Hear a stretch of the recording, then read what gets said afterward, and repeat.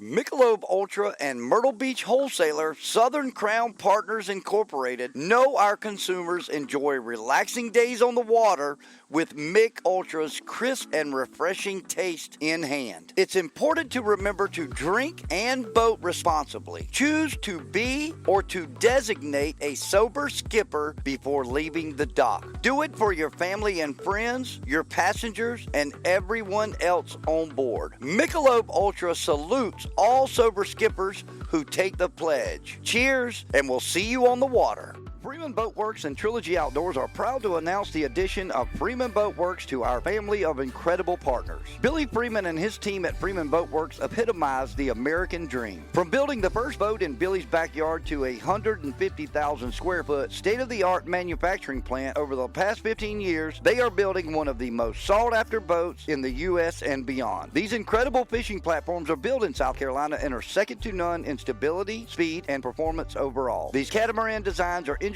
not only to get you to the fish fast, but comfortably too. Years of refining designs and pioneering the modern performance fishing catamaran is why Freeman Boat Works is the #1 choice for some of the biggest names in the fishing industry. If it's long runs in the Gulf or the Carolinas, or days you can go fishing in South Florida when most center consoles stay at the dock, Freeman Boat Works is at the forefront in all categories. For more information on Freeman Boat Works and their 6 available models, visit www.freemanboatworks.com. Redefine your expectations.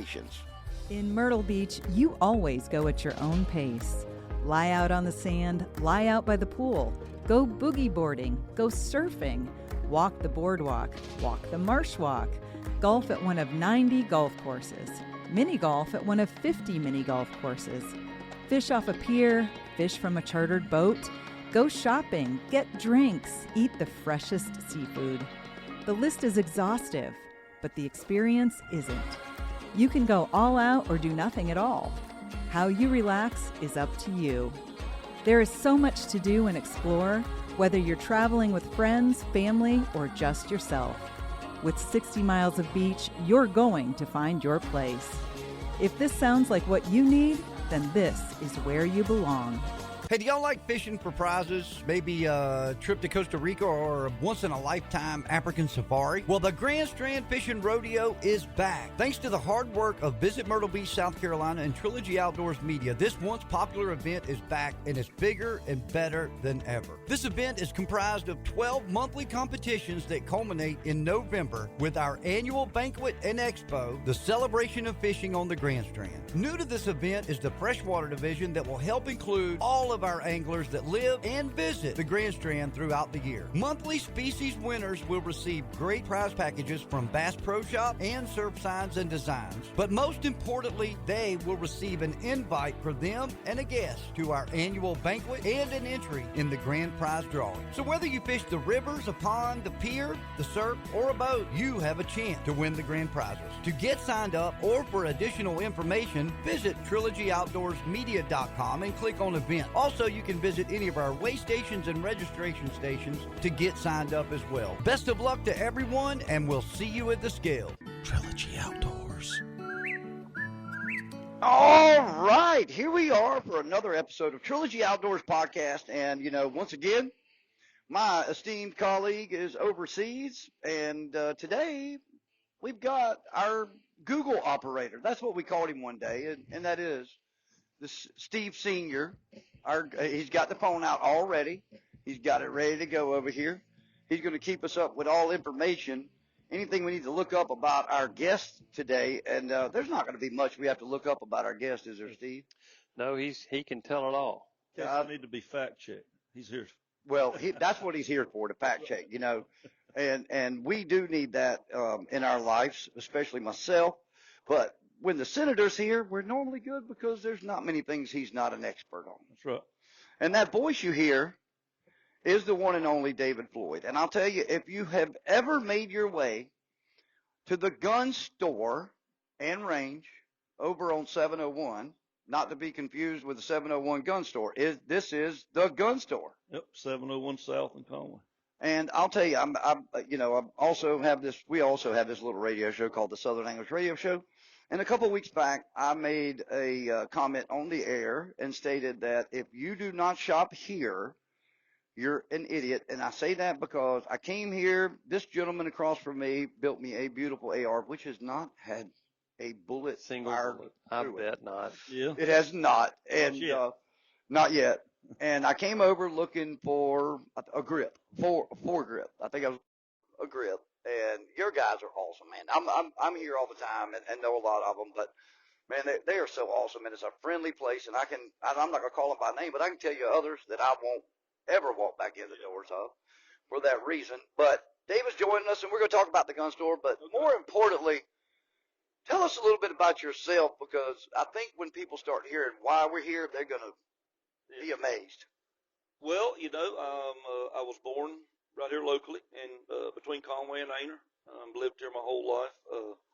I currently, I'm the owner of the gun store. I used to have I was a co-owner with another fella till a couple of years ago, and bought him out. He was ready to kind of go do some other things and enjoy a little life, and I don't blame him. And so I took over and kind of running the show now, and we're still trying to grow, still trying to provide a good experience for people, and we're a little off the beaten path, out here in Conway on 701 South, and but it's kind of if you build it, they'll come, and we feel like if you take care of people, and people want to enjoy doing business with people they do business with, and we've strived to avoid gunshot mentality.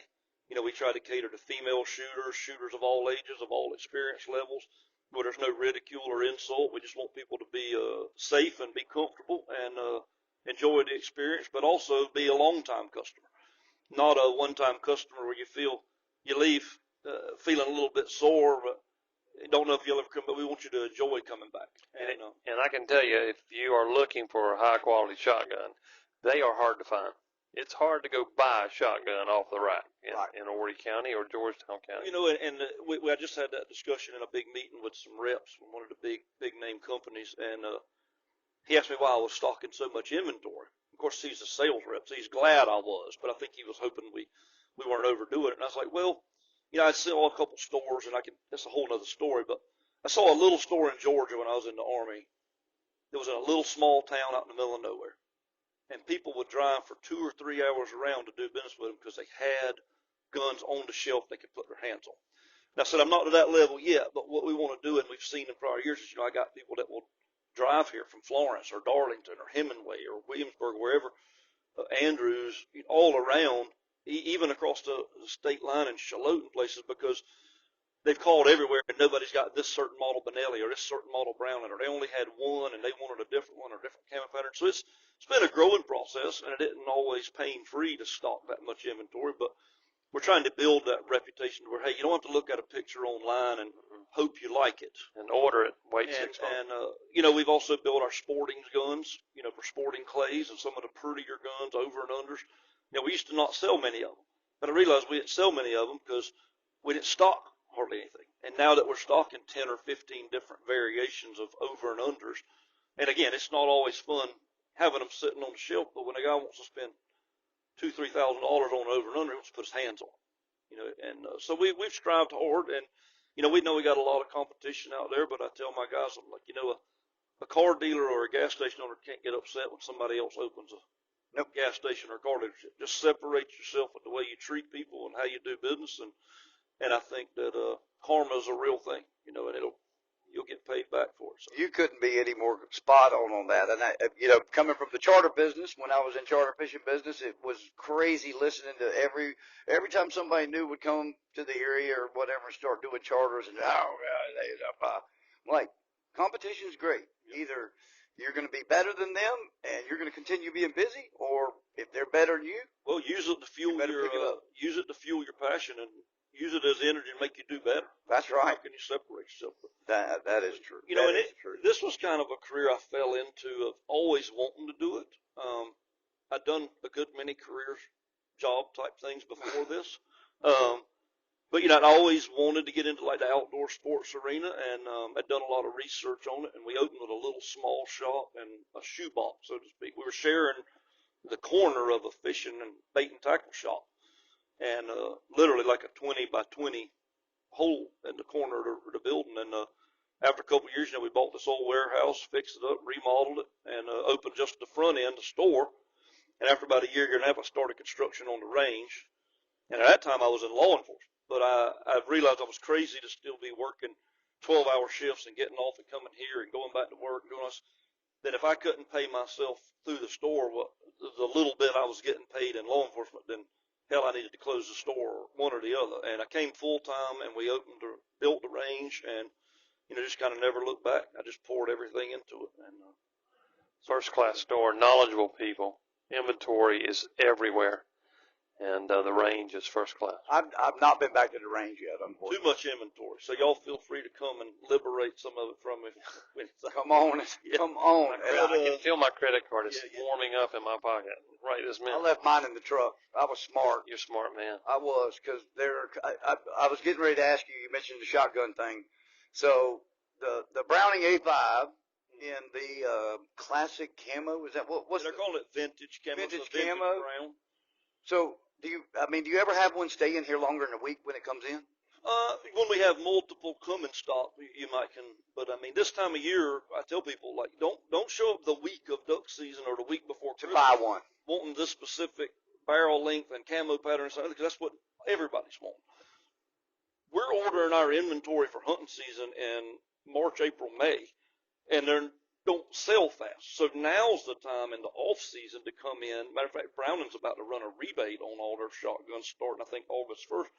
Now's the time of year to get your deal where we're willing to, because that's another thing. Unlike most stores, we're willing to barter on price, take in trades, make it where it's a good experience for you. If you got a shotgun you're not wanting to keep, you got no use for it, you get a little bit of credit towards your new one. Right. But and another thing is with the Brownies, they offer 5, 6 different camo patterns, different barrel lengths, and it's hard, but we try to stock some of every flavor. Yep. But instead of just the most popular ones, and we do that with all different. Same with the Benellis, the Frankies, the Stokers. But we do that with our handguns too. They make in just one handgun, like the SIG 365, they make like 6, 7, 8 different variants, and so we try to have all those variants available. You have got, I was going to say the handgun thing, you have got an incredible selection of handguns in here. And I spent, before Christmas, looking for the wife for a carry gun. And I spent some time looking through here. You've got everything. I mean, I'm talking every price, anything you could want. There's a few guns on the really low end of the price spectrum that we avoid selling. Right. Because they're so low priced that they, I tell people, like, I know there's good profit margin in them, but I remember when I was in law enforcement, those were the guns that were always showing up everywhere. Everywhere. And there was a reason, when they're only $100 and some guns. And so we avoid those, but we try to go down to, the $300 and up line for everybody's pocketbook. And those are good, some quality guns. But we also can throw in range time and, some instructor time with somebody to go in and help people that are novices feel comfortable. Right. But another thing with the range has allowed us, because the range is a big expense, but what it allows you to do is if you're not sure what you want, we got 60, 70 rental guns, we can get you back there and put 2 or 3 or 4 different guns in your hand that you can actually shoot to see what fits your makeup, your body style, your comfort level, so on and so forth. I remember when y'all first cranked out the fully auto. Yeah, we do a machine gun experience. Oh my God. And everybody that came to do it was like, y'all, it is so much fun. Yeah, if you say it's, it's expensive, but it's $55 to $75 depending on the gun. But you can go from a World War II Thompson submachine gun to an German MP5 to an M4. And, we've looked at other markets and other places, everywhere from Vegas to, Atlanta, and we're less than they are on the machine gun experience. And it's, you've spent $50 to $75 on a lot worse. You know what I mean? And it makes you giggle. Yeah. What part makes you giggle? The bang, bang, bang, bang, bang. I think it's just we call it the fun feel switch. of it. The fun switch. Oh, I've seen you smiling before pulling the trigger. Yeah, if you like shooting, in general, shooting full auto is really fun. And shooting full auto suppressed is even more fun. From a helicopter is even more fun. That's right. But and we don't offer that yet. Maybe one day. But I got lucky. I won a lottery or something and got some special crazy invite and got to do it one time, and it was incredible. But your love of guns, did it start? I mean, did you always grow up You know, as a hunter, I don't really, outdoorsman? I don't really know. And now I feel like I still have a love of guns, but it's more of a collector. A lot of the old stuff catches my eye more than the new stuff. But, and also when you do something every day as a business, I wish, I told my wife one time, I wish all I did was stand at the counter and talk gun talk. So unfortunately I'm in the office doing paperwork and insurance and everything under the sun because it's a business. It's called small business. But you know, I don't know. I think truly, you know, I was blessed to come from a good family. You know, my dad took us. I remember the day exactly when he called. I was at my grandma's house, and he called and said he was going. He said, "I think I'm gonna pick up a box of shells." That's the old days. Like, I'm gonna stop and get a box of shells, and if you want to go see if we can shoot a dove in the morning. And we went dove hunting, and you know, he had an old double barrel shotgun, and we walked around the farm, and we might have shot one or two birds. I don't remember, but it kind of from then on, it was kind of got into me. And then we went duck hunting down in Georgetown, put it on Chapel Creek. Boat motor wouldn't half run, and I think we might have shot one time the whole morning, and I think I shot a little wood duck, and that was hooked. I was hooked. Yep. Best experience of your life.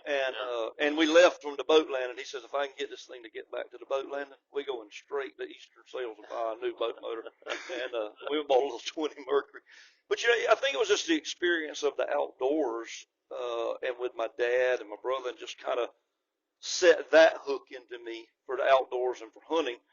And then as I got not older, because I remember stopping at Nye's Pharmacy or somewhere as a kid, and, you know, I wasn't trying to get Mom to buy me a comic book. I was trying to get her to buy me guns and ammo. You know what I mean? And so I'm reading about all this different stuff. And I got into history and reading about history, which I think led me into reading different books about history, which led me into having an interest in the military, which we're going to get into in a minute. And, you know, just an exposure to it that it's part of Americana. You know, our country would have never been founded without firearms, or had never been to the point we are now. We'd still be Amen. saying God save the Queen or the King. And, you know, it formed our nation, which is why our nation is different with guns than any other nation. And a lot of people have lost sight of that. But the difference that separates citizens from subjects is your ability to be armed. That's a great saying. That is awesome. You know, that is great. Whether you're a citizen or a subject is your ability to be armed. I agree. And I know that you have seen it. You've had to have seen it in the last 10 years, and I would say maybe even closer. But that the interest in firearms has grown tremendously in shooting. Yes, and I think, you know, it's like a wave when you look at it from a market standpoint. You know, there's times when the economy's great, people have a little extra. You know, I call it walking around town money in their pocket.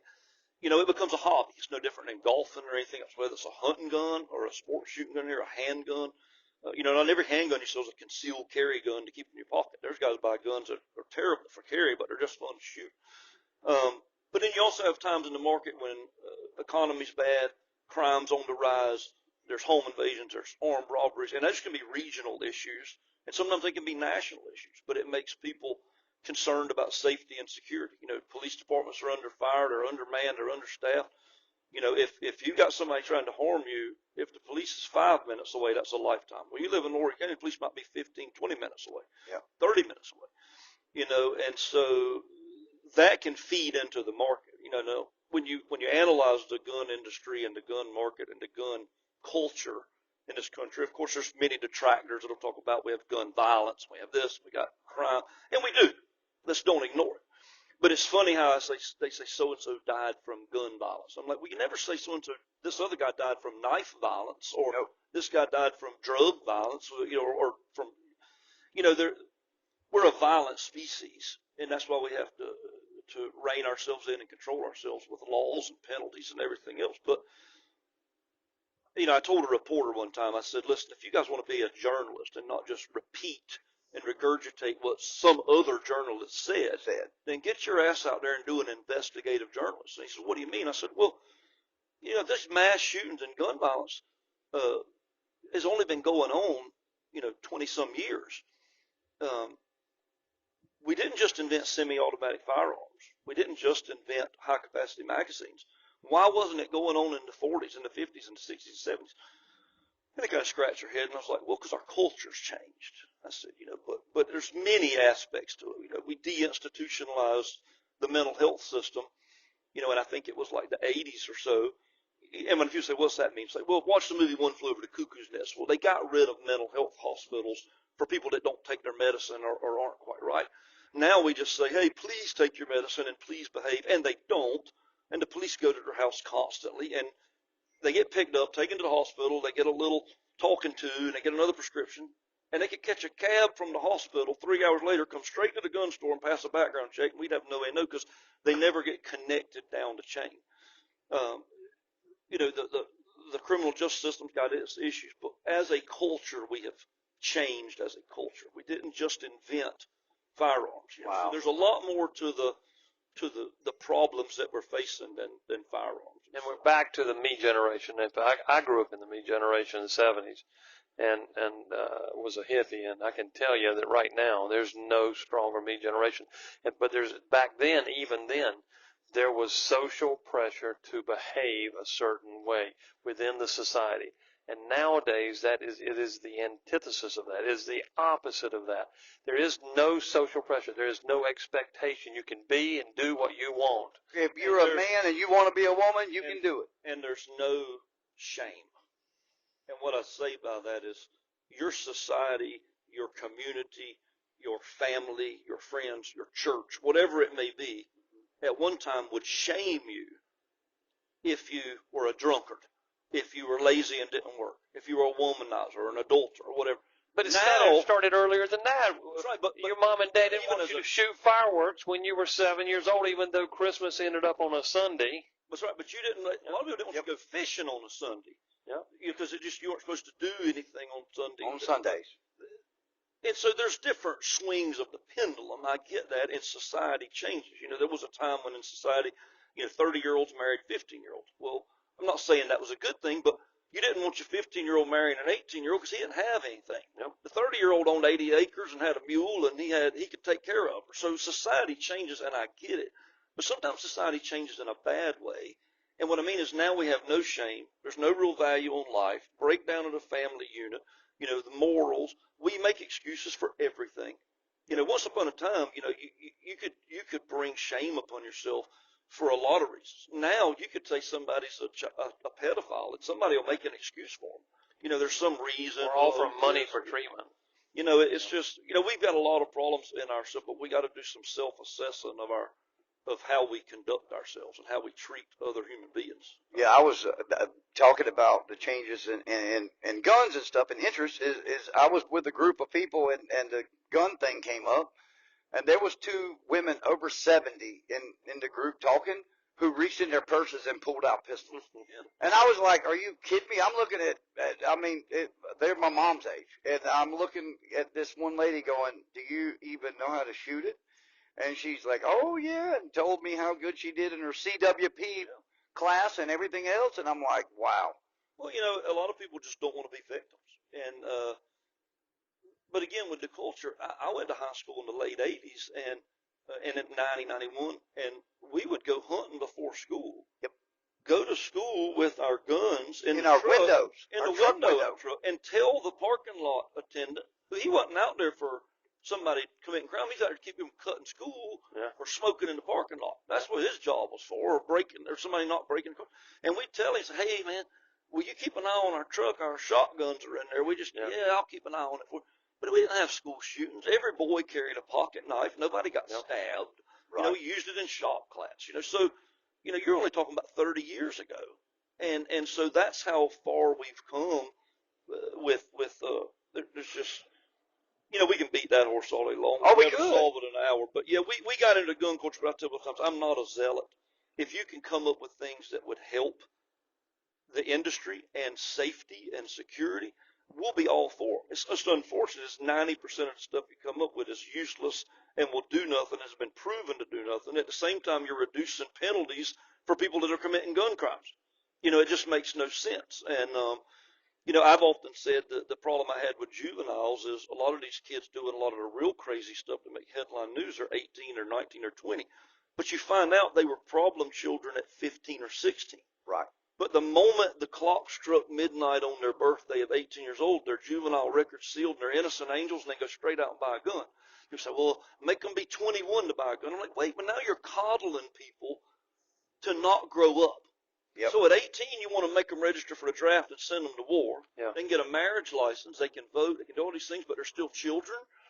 Maybe we start treating people like they need to be adults when they're 18 and be treated like adults and conduct themselves like adults, because That is spot on. well, I mean, you think it's a subconscious thing, and it was a great thing for parents that had kids in school to save money on the insurance for their kids, be it on their insurance if they're going to school until they were 26. And I think it was under Obamacare. I said, well, it's a good concept. I get why it's there to save money. I said, but what you're subconsciously doing is telling these kids that they're still on the nipple until they're 26. Yeah, they're not adults. And when I was 18, I was building a house, had a baby, scared to you death. were expected 3 to jobs. be you were expected to be a damn adult. Yep. You know what I mean? And Exactly. and we're purposely trying to get away from that. And so I say, wait a minute, you can't have it both ways. You can't say that someone is too irresponsible or immature to buy a gun at 18, but you could draft them and send them to war. You can make them vote. You can make them do that. You can let them vote, let them get married. But then say they should be able to decide they want to have their gender reassigned by a doctor at 14 if that's what they want. So wait a damn minute. So they're mature enough to get their genitalia chopped off at 12 years old. But they can't buy. This is about Somalia. But they can't buy a bird hunting shotgun until they're 21. What the hell is going on here? So my problem is we just come up with asinine ways of knee-jerk trying to decide what's good and what's bad. And this crowd supports this if it supports what they want, but then they'll make this argument against something else which totally is in opposition to what they just argued for over here on this side. Oh, yeah, and my 6-year-old knows more about the transgender and stuff than I do. I'm not going to lie how to many you. people are against the military-industrial complex, finding wars to make billions? The same people want you to send billions to Ukraine or somewhere and deplete an arsenal so that we can buy more. And I'm not, whether you agree with that or not, it's the same people that will be against the military-industrial complex are all about dumping billions of armament into somewhere. Well, who the hell you think we're going to restock our supply from?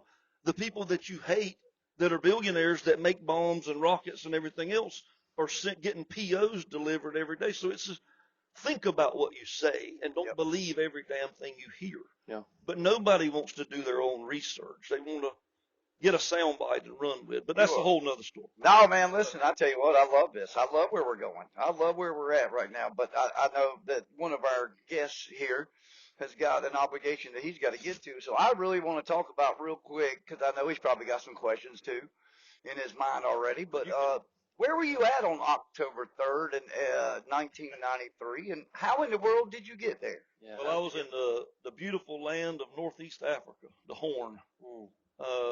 We were in Mogadishu, Somalia. Okay. And it's kind of a long story on how I got there. I joined the Army the summer between my junior and senior year on the So you did back in the delayed entry program. I just had this wild hair that I wanted to join the Army and jump out of airplanes, and I wanted to go what was called a Ranger contract. I'd gotten a kick of reading about all these crazy guys in Vietnam on these Ranger teams and SOG teams and whatnot, and I'd always had an affinity for the military and wanted to join. And then I got to, well, if I want to join, I want to do something different. I want to do something I want to challenge myself. I'd never been big into sports other than little league stuff.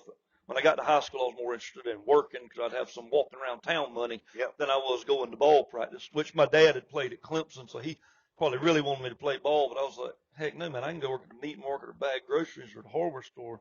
I can make me some money to go hunting or buy me some new decoys or something. And but I had never really felt like I had challenged myself. I wasn't a great student. I always tested well, but I was terrible at sitting in a classroom and keeping interest. So in hindsight, I'm like, damn, I really should have applied myself more. Because, later in life, I went to college and did fantastic. I did great because I was a different person in the military. It matured me. But long story short, I joined the Army, and I wanted to do something different. So I signed up on a Ranger contract, which all the hell that said was, if you go to 13-week basic and infantry school and pass, you'll get a chance to go to airborne school, which they did, like the next day.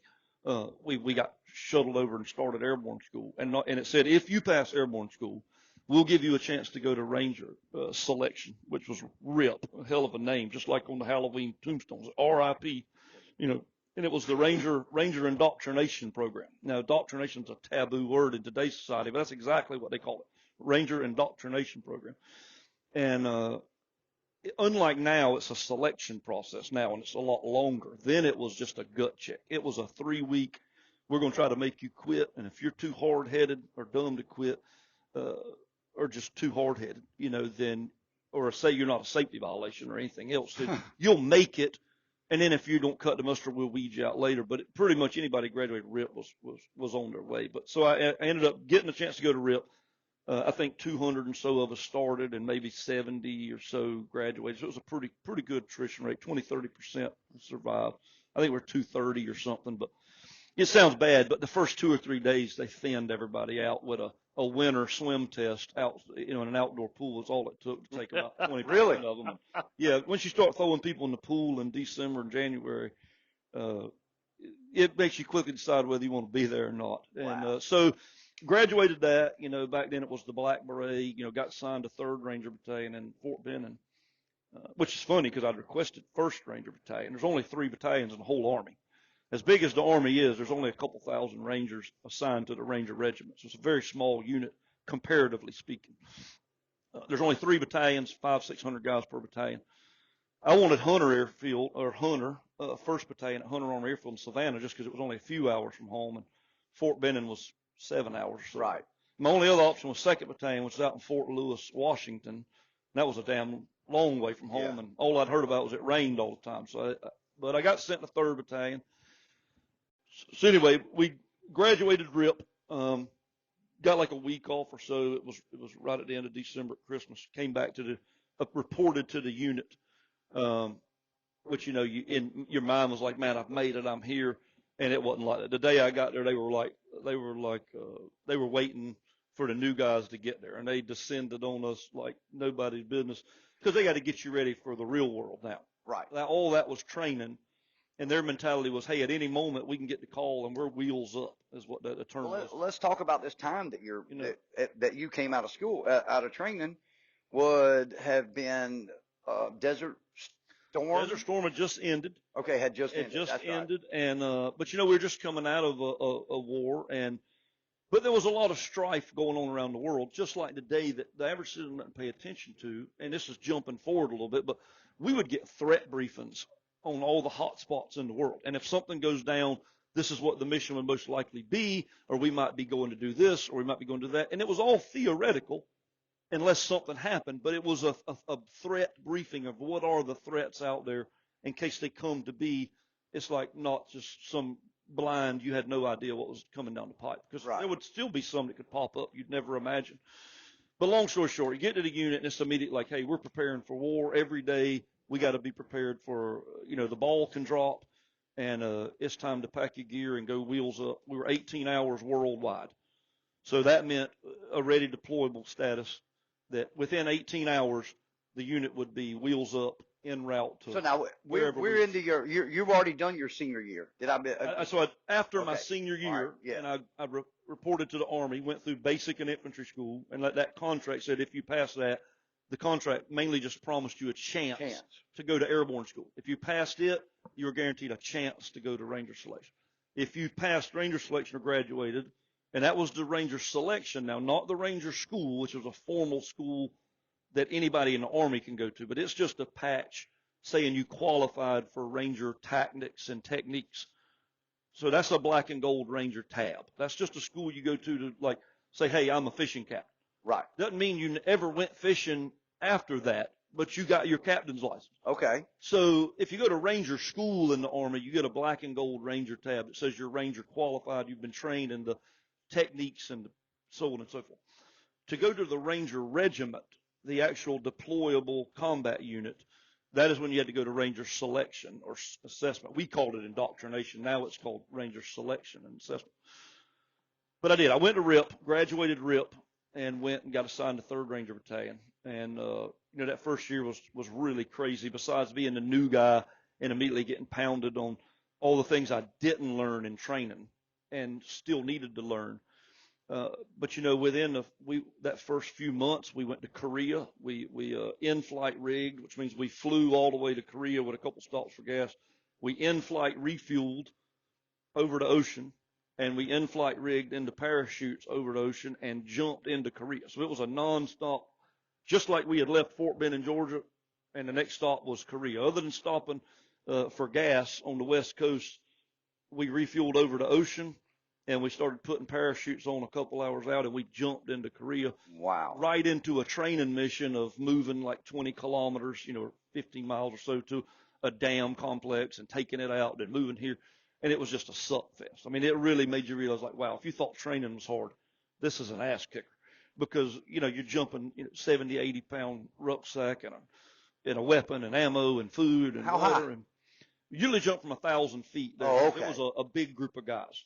So you didn't want to be suspended in the air. You're thinking of skydiving like Halo, or it's high altitude, low opening. Yeah. We primarily did low mass bodies on target in a short amount of time. So basically, if you remember, in 1983, they invaded Grenada. Yep. In Operation Urgent Fury, where some Americans were at risk there. And the Ranger Regiment, or 1st and 2nd Ranger Battalion, jumped on Grenada and rolled it up within a day. Had a rerun in '89, December of '89, in Panama. Jumped into Panama. That was the Ranger Regiment that spearheaded that invasion, jumping on Rio Hato. And basically, the Rangers work like an anvil, hammer and an anvil's their surgical tool. So it was like, hey, you're jumping in, and when the sun comes up, we expect stuff to be on fire and burning and things to be under control. It's not a precision unit. I tell people, like, Ranger Regiment's precision unit tool is a hammer. Right. It's not a scalpel. Yeah. And so we did a lot of training for that, airfield seizures, parachute jumps, or helicopter insertions, through fast rope, which is a big fat rope you slide down like a fireman's pole. But yeah, so that first year, we right into Korea. It was freezing cold and just miserable. A lot of weight. So that was a real gut check, and there was a lot of times, even in training, you'd think, man, is this really what I thought? This doesn't sound as fun as it did when I was reading about it. But, and I was no tougher than anybody else. If anything, I was well below the level of fitness I should have been. I was a wiry, skinny kid, had not been a big athlete. I just had a lot of pride, and, my old man had always told me to do your best, and that's what I was trying to do. And I tell you, there was no way in hell I was going to call him and tell him that I had dropped out voluntarily. Dropped out. You know what I mean? And, yep. So I wanted to make him proud, but I wanted to make myself proud. But, like, we came back from Korea in like March or so, and we turned around in May and went straight to Thailand, which went from being freezing cold to flaming hot, 100 degrees and 100% humidity at 6 o'clock in the morning. I mean, right. Just terrible, but awesome experience. Realized for the first time how soft we were. And when I say how soft we were tough as woodpecker lips. But we were dealing with these little Thai Rangers, and we were sucking hot water right down by the gallon, and I never even saw them take a sip of water. They just were tough. And so you learned a lot from them. Right. Like now this was all training? This was all training missions prior to the ball dropping a few months later. Right. And had no idea what was to come a few months later, but it was to give you an idea of the tempo at the Ranger Battalion. Besides training at home or CONUS in the U.S., there was a constant deployment schedule to go train with these troops, go train in this terrain, go train in this climate, so on and so forth. And so that summer, working to where I know you want to go, we got back from Thailand the end of May, had a little break. Now, you're stationed in Georgia. And that was just home base. They kept us on the move a lot, but that was where we called home base. But we were all the time going somewhere. So that summer came along, and we were out in Texas, right on the Texas-New Mexico border, Mexican border, also around El Paso. And we were working in the desert, and we were doing some jumps, some airfield seizures, taking down airfields, doing some jeeps and bikes, just various training all the different skill sets, because you never know what's going to come down the pipe. Right. And one day they called us all in a little group and separated us from everybody. And we're like, what the hell's going on? This is some Mickey Mouse. Well, we had our own names for it. probably don't need to be on the podcast. We thought this was some typical Army silliness we were about to go do. But they separated us. They wouldn't let us talk to anybody. They said, hey, don't even go to the bathroom or the latrine unless you got a E6 or above of rank person with you. We're like, oh, this is something. They got something in store for us. And we're thinking some silly suckfest training mission, something miserable's coming down the pipe. But they loaded us on an aircraft, and we flew and flew and flew and flew and flew. And we landed, and didn't have a damn clue where we were. Not at my pay grade. But I had a Walkman I pulled out. This would have been late, I think probably July of 92, somewhere in there. And I pulled my Walkman out of my rucksack, turned it on, and started scrolling through the channels, and I picked up, I think it was Wave 104, WKZQ, when I'm over at the beach. And I said, oh, we're not far from home, boys. And he said, how do you know? I said, well, I'm from a couple hours. I'm, from Myrtle Beach area. Yeah. I said, this is one of their radio stations. I said, we got to be at Fort Bragg. There's no other base around. Pope Air Force Base was there at the time. And we started deboarding the plane. I saw a little truck go by that had like Pope Air Force Base. I said, okay, so we're at Bragg. And we still didn't know what the hell was going on. But we were told that we were there for an EDRE, E-D-R-E, which was an emergency deployment readiness exercise. Not to get into the weeds on that, but they bust us out in the middle of damn nowhere, pine forest, but some really nice buildings, but out in the middle of nowhere. I mean, no lights, dark as hell. And we kind of crashed on the concrete floors and wondered what the hell's going on. Well, tell us tomorrow. So we get up the next day, and they told us we were there for this training emergency readiness exercise. Was just a cover, that we were not there for that we were training for a real-world mission. That's what we call a real mission, bullets both ways mission. And we didn't have a lot of details. We was told we were prepping for a real-world mission. We had one of the special operations groups there. It's not taboo to say their name anymore, but I still don't feel comfortable with it. But the tip of the spear guys from Bragg, one of the units from Bragg, which, with all the stuff that's been publicized about it, I guess it doesn't matter. We were prepping for a real-world operation with Delta Force, and we were going to be going with them, and that's all we knew. So we got on buses, we started training, but I noticed immediately, like, there was air crews there, there was a lot of other people there that were going to be partaking in it, and they were changing out and changing any equipment that you even had any question about. Not like, sometimes people are stingy with new stuff. This was like, oh, if you've had a malfunction with your machine gun the last 2,000 rounds, let us know. They start changing out all the parts. And I'm like, wow, that's crazy. Because usually the guy that would give you new parts, he treated them like it was his grandkid's inheritance. Like he didn't want to give out a bunch of new parts because he figured you're going to break them anyway. But when they started refurbishing all the weapons and doing whatever it takes, we found out it was for real. But they told us we were prepping for a mission to Somalia in Africa. A bunch of Americans had been killed there along with other troops. And it was getting very little media. Now, had the Pakistanis already been attacked by then? Yeah. Okay. They killed like 20-some Pakistanis that summer, and they had blown up a Humvee full of American MPs with a roadside bomb. That was really the first time America dealt with IEDs like we ended up doing during the War on Terror. Of course, you can go to Vietnam, and there's whatever landmines, but not like improvised devices made out of old aircraft bombs and stuff. So we were told, hey, this is a humanitarian mission that's been going on because the clans or gangs or whatever you want to call them in the city are infighting, but the ones with the most guns are controlling the food supplies, and they're keeping other people from it, and it's just causing chaos and havoc. And very few of us then at that age and in that job kept up with politics. We didn't know about all the other things going on in the world. We just knew if you gave us a mission, we're going to go do it. So we started training. We were told we were going there to capture the leaders of this clan that were causing all the problems. They weren't working towards peace. So we were going to give them a visit and roll them up and remove them from the equation. And one of them would have been General Muhammad Farah Aidid was the main guy. And it was his clan, the Halber-Goddard clan. I leave some of that out because I figured it's just I see what information some people won't retain, but it's Halber-Goddard clan was the big clan causing most of the problems. Aidid led it, and he was causing a lot of trouble. So we were training up. We were training, hey, this is where we think he is. We're going to swoop in. Y'all hit the building. Rangers make blocking positions around the building, keep anybody from getting out of the building, keep anybody from coming into the building. Like, does that make sense? Yep. Nobody leaves, nobody comes in. The Hardy Boys, as we called them, were taking down the building. They were rolling up anybody inside, trying to get the precious cargo, and then we extract.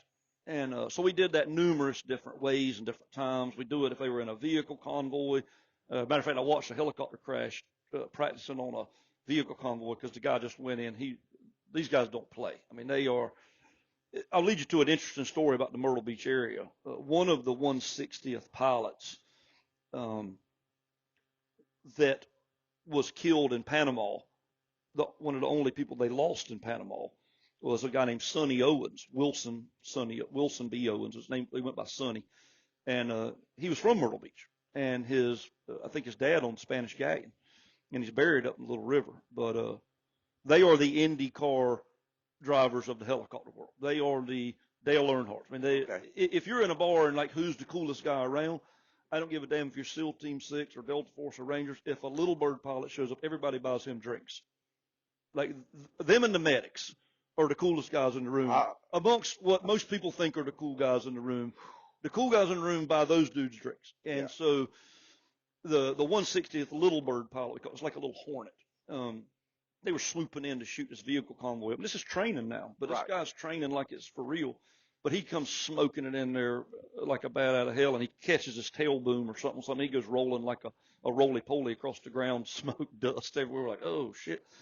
But they live. They fine. Good. It's like a little roll cage. They just rolled up. I think they hurt their back, pulled some muscles, did some stuff.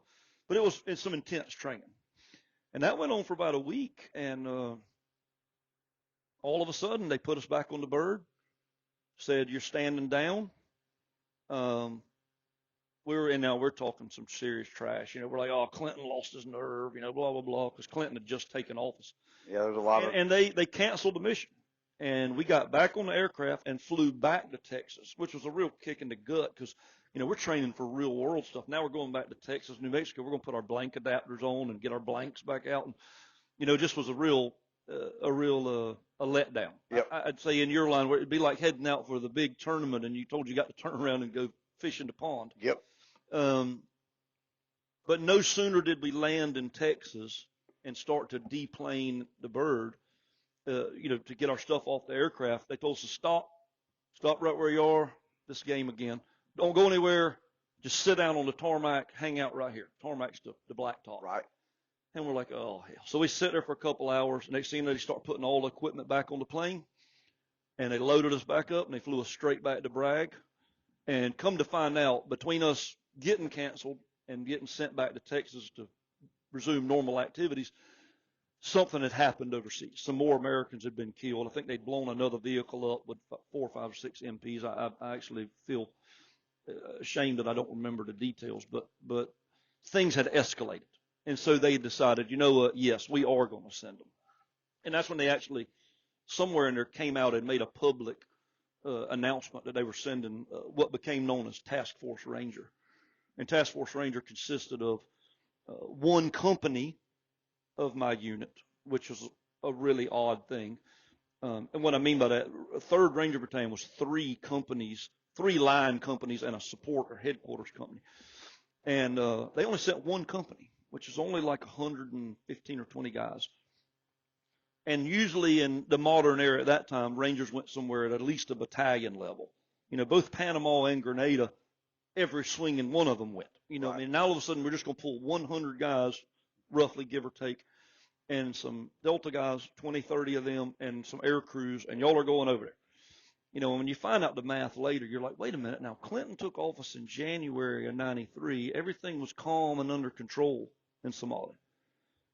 Under the new Clinton administration, they immediately started a drawdown of forces, and they pulled out like 20,000 Marines, and everything went to hell in a handbasket. And that led to them sending us over there to get things back under control.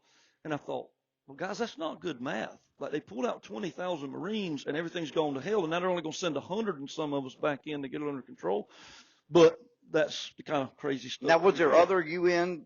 There was other there, UN but forces nothing there. You know, like there was 10th Mountain there, I think, because they had lost an air crew. There was Italian forces there. There was Pakistanis. There was Malaysians. There were some French. Now, I never really saw the French or Italians do anything other than lay out and get a tan. And I hate to be ugly. They hung out at the airfield. They didn't really do anything. But Italy had a big presence there going back to World War II era. They've always had a presence there. but they turned the mission around. They did decide to launch us. This time we went straight to the Delta compound and did like 1 or 2 days of training, and it was wheels up. Somalia. We got our briefings, what to expect, what to this, what to that, and we flew straight over there and got to work. You know, we conducted numerous missions that really nobody even remembers now, to try to catch people and roll people up. Got in some little firefights here and there. You know, we don't have time to recount them all, but there was, you know, my first mission was a fast group mission at night, meaning I was on the assault force. And what that means is we were broken up to the boys from Bragg were on the lead birds and us behind them, where they would go and take the target building. We would surround it and keep everybody beat off of them, and keep people from escaping. The Jeeps, we were split down the middle. 2 platoons were on Jeeps, or Humvees. Thank God they were Humvees, because we had these Land Rover, Range Rover type vehicles that were cool looking, but would have been terrible to get in a gunfight with. They had no doors, no windshield, no armor. They were made to move fast. Right. But in a city of 1 million people, wouldn't have been a cool vehicle to be on. No. So thank goodness we had Humvees, even though they weren't armored. You know, the guys filled them up with sandbags and did what they could to armor them.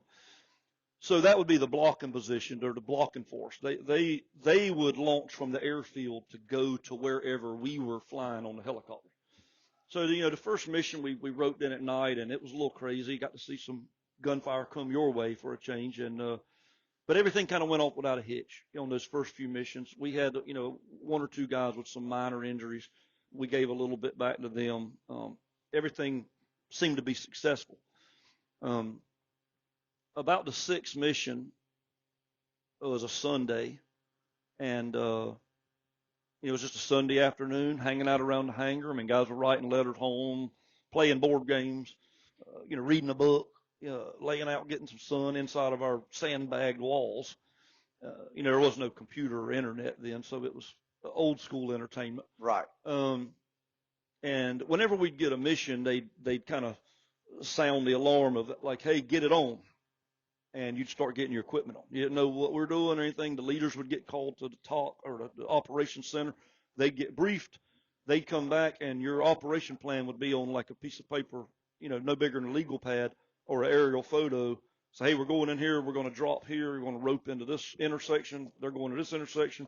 We're going to secure this building, blah, blah, blah. Jeeps are going to meet us there.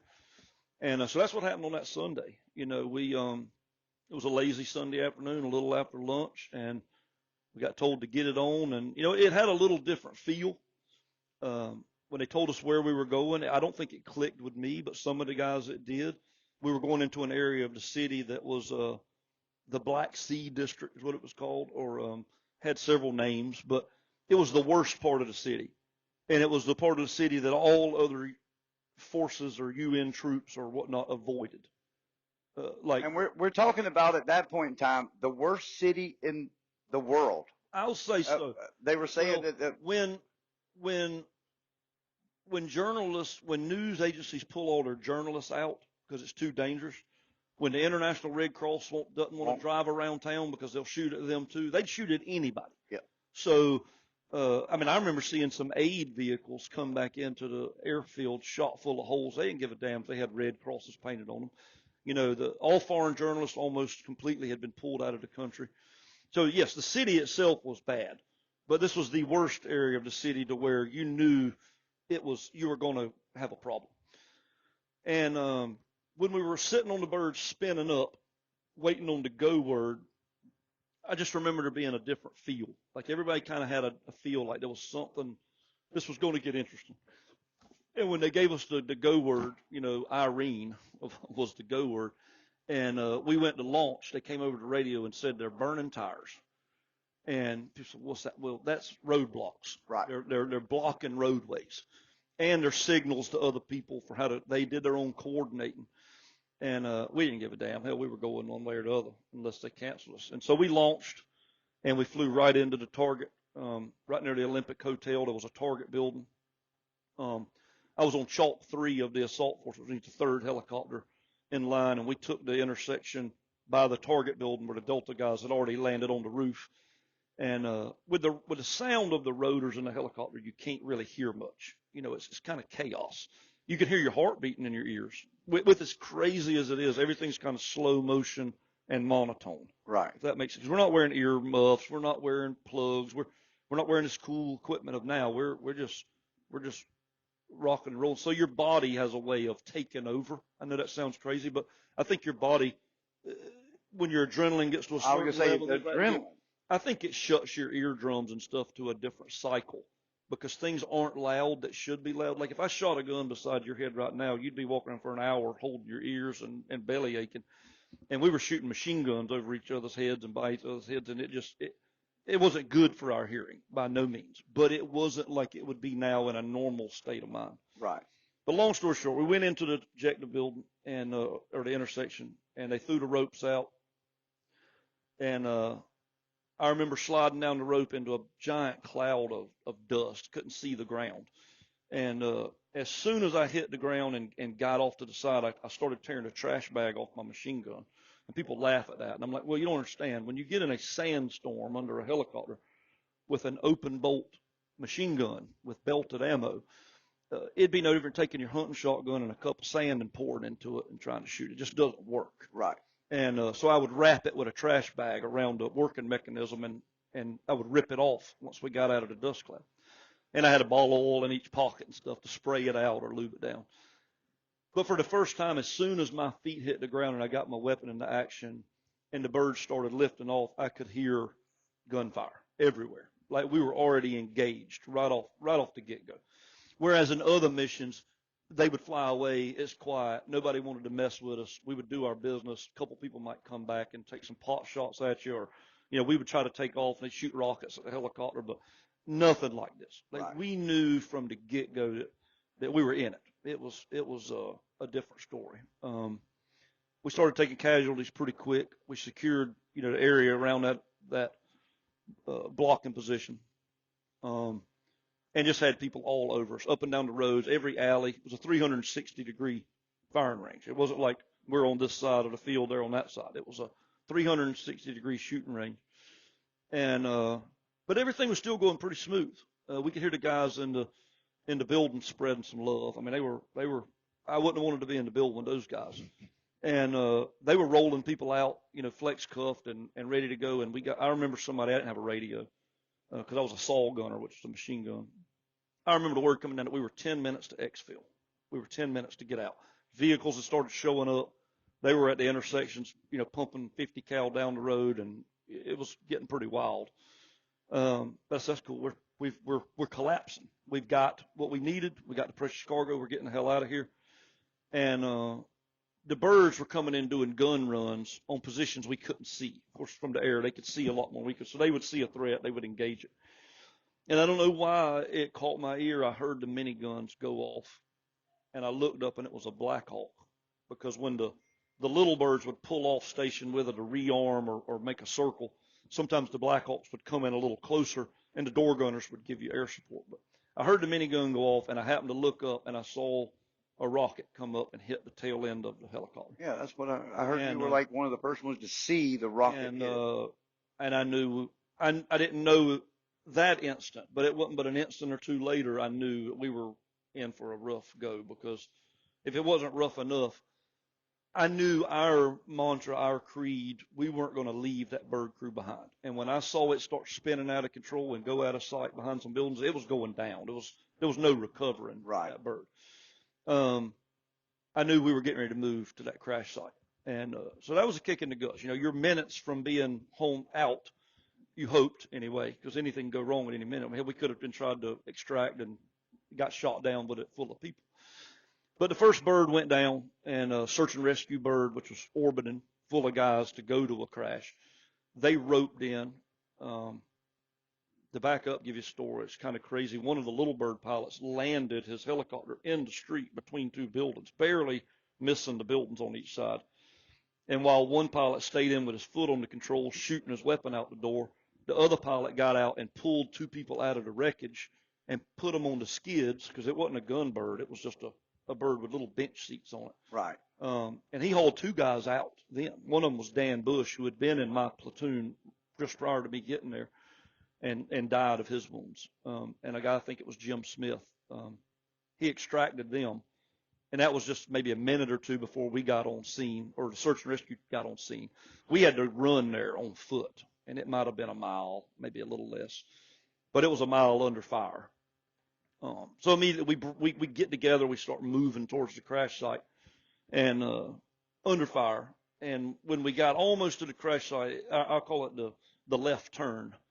But when we made a left turn, we immediately bogged down.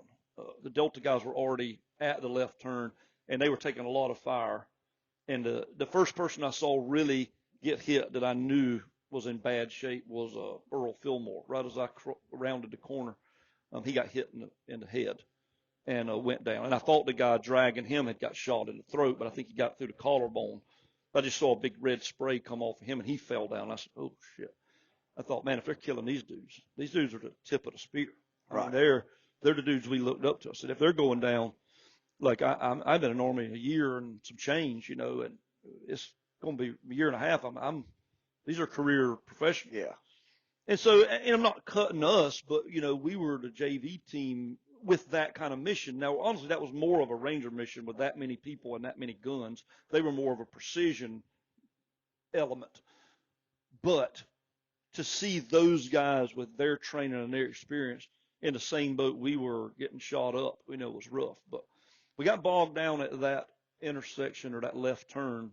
But I don't want to stop you, but before because I want you to, obviously we keep talking. But one thing I want to ask you before, and I should ask this at the beginning, how accurate was the movie? As accurate as it could be. Okay. And it hasn't come up. That's so unbelievable. And you hadn't mentioned it yet, but for the listeners, this is the story that became the movie. Black Hawk Down. Well, it became the book, Black Hawk Down, which Right. was written by a journalist who found out about the story and wrote a multi-week article Right. in the Philadelphia Inquirer. Every week or something, there'd be like a 2-page part of the story for however many weeks, Mark Bowden. And it was good enough that he sold it as a book rights, and then the book turned into a movie, so on and so on. But yeah, so it was Black Hawk. Okay. And the best I can say is to put 18 hours of chaos with 100 and some people and moving parts into a 2-hour film, I think they did the best they could do. Right. Now, what people don't realize is there would be characters for those of us that were there that we knew was a compilation of 6 or 8 or 10 guys.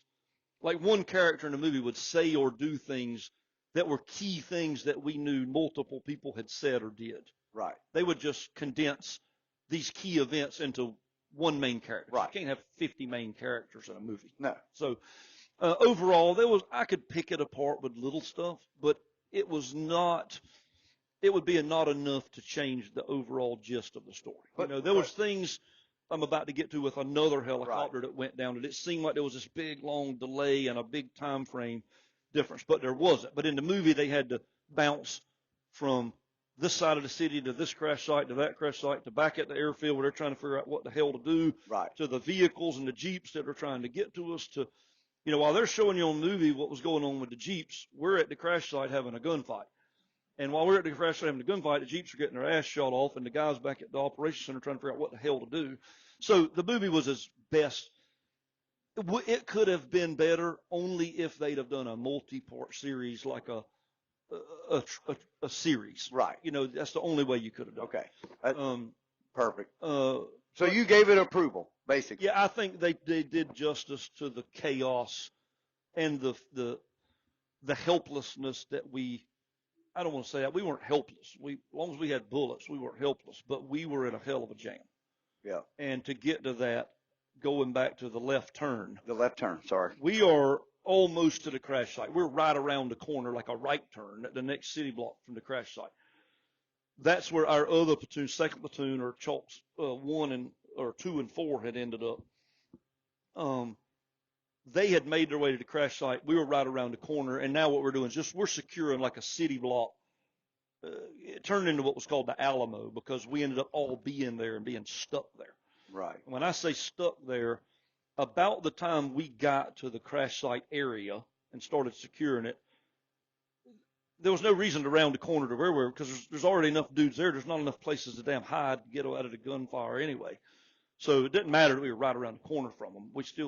You're still trying to stop the hordes of people that are trying to overrun come down the street and overrun the crash site. And that's a hell of a thing that I don't think a lot of people realize is if something happened in your neighborhood where all of a sudden there's helicopter gunships launching rockets and mini Gatling gunfire and all hell's breaking loose, if you don't want to get involved in it, you would get the hell out of there. Right. Or you would find somewhere to hide. We had thousands of people that didn't want to get out of there or hide. They wanted to get to us. So we quickly realized we were surrounded because we're in the middle of their neighborhood. And two, we're a small group with only so many bullets that get shot pretty fast. We're just starting to realize we're taking heavy casualties. We're losing too many guys to either being wounded or killed, that we're to the point now we can't pick up our wounded and leave on foot. Right. We've got to get extracted by either vehicle or helicopter. And somewhere in that process, we found out another helicopter had crashed. It had gotten hit with a rocket, given us support, tried to make it back to the rear, and crash landed in the city. Unfortunately for them, too far away for us to send a group to run down the road to them, like we did the first crash site. Right. They landed like, say, a mile or so away, and they didn't land. They crashed a mile or so away, and no one was available to get to them. The Jeeps were getting shot to ribbons trying to get to us. There was some breakdown in communication for how to tell people where to go and where to turn and how to get here and how to get there, because it was a third world country, and it was a big city. Not like you go to the McDonald's, take a left. So there's no functional government. There's no police. There's no not what people are used to seeing here. So we're bogged down at the crash site, and it wouldn't have mattered if we weren't bogged down, because at the crash site they were trying to extricate the bodies of the air crew. The helicopter had rolled up on them, and it turned to be pretty messy trying to get them out of the crash site because we weren't going to leave them behind. Unfortunately, we also started taking a lot of casualties at that location and our location. Some guys killed, some guys were just wounded but they were literally urgent. They needed to get out of there quick, and there was no way to get them out quick. Right. Some were superficial ones. I saw a buddy of mine, he took it through the thigh and it came out of his butt cheek, blew his canteen up, and he made the silliest look when it happened. But, and other guys, and, of course, we had great leaders, and as chaotic as it was, guys would still crack a joke here and there, try to keep your mind light. And, the problem was it was getting late in the evening. Yeah. And, we had to get off the street because the street was just too deadly. So we pushed into a building, which ended up being a house. And we secured the people in the house. They didn't mean us any harm. They were huddled up in the corner. So we separated the male and the elder sons and put them in one room, put the women and some children in another room. And that was our casualty collection point. That's where they were trying to work on our wounded. We were robbing the wounded guys of all their ammo and using it because they didn't need it anymore. Right. And that's where we just kind of set up our defense for the night. Now, how many of you were there at that point? Our building, there was probably 15 to 20 guys. That's it? Yeah. And around the corner was another 30 guys probably. So there was about 50 of us, I'd say, right there. And the vehicles had another 50 or 60 people spread out all over creation, and doing their own thing, trying to get to us. I hate to say the vehicles are the Delta guys, or they your a mixture. Okay. Some of them were. We even had a couple of SEALs that come along to play, mixed in with us. They got just put on the vehicles with our guys, the Jeeps, and the Jeeps were broke down like one would have a automatic grenade launcher on top, and the other one would have a 50 cal, and then we had like a big 5-ton truck for hauling people in, and it was just making a convoy through the city. The problem is they were just getting shot to ribbons. I mean, they were getting, Dominic Pilla got killed shooting, out of one vehicle. We lost a turret gunner in another one. People were getting wounded. Vehicles were getting disabled. And we're at the crash site thinking, where the hell are the vehicles? Like, what's taking them so long? Why aren't they coming to us so we can get out of here? Right. Feel bad later. You find out, I think I'd have rather been at the crash site than on the vehicle. Because they were driving back and forth through a gauntlet. Because they were getting lost, right? The problem was the surveillance bird would tell them to turn right, and it would get relayed to them. By the time it told them to turn right, they had passed the damn right turn they needed to go on. So they'd have to go down and make another one. If there wasn't a good route to go that way, they'd tell me they had to turn around. It's like, turn around? We just got our ass shot off driving down that road. So I feel for those guys, and we all feel bad that we were wondering where the hell they were. Like, why aren't they to us yet? Now, they were Rangers as well. Oh yeah, it was the other half of our company. Okay. Remember I said one Bravo company, 3rd Battalion, got sent, and it was a little over 100 guys. We were split in half on helicopters, half on jeeps, and so they had their own little battle. Their story's totally different than our story. Like I often said we ought to write a book called The Black Hawk Diaries, where you have 100 short stories. Right. Because every person's version of what they saw and did and happened is so different. With what street corner you were on, or were you in the front of the convoy or the back of the convoy? Like it was that crazy, and so long story short, we were at the crash site, and while they were working to get, the pilot out and figure out how the hell we're going to get out of there, nightfall's coming. We found out another bird had crashed late in the afternoon, and there was nobody to get to it, the one I was talking about a minute ago. Right. There was actually more than that. Another helicopter had to emergency land at the port. They couldn't even make it back to the airfield. They were leaking. They barely made it to the port.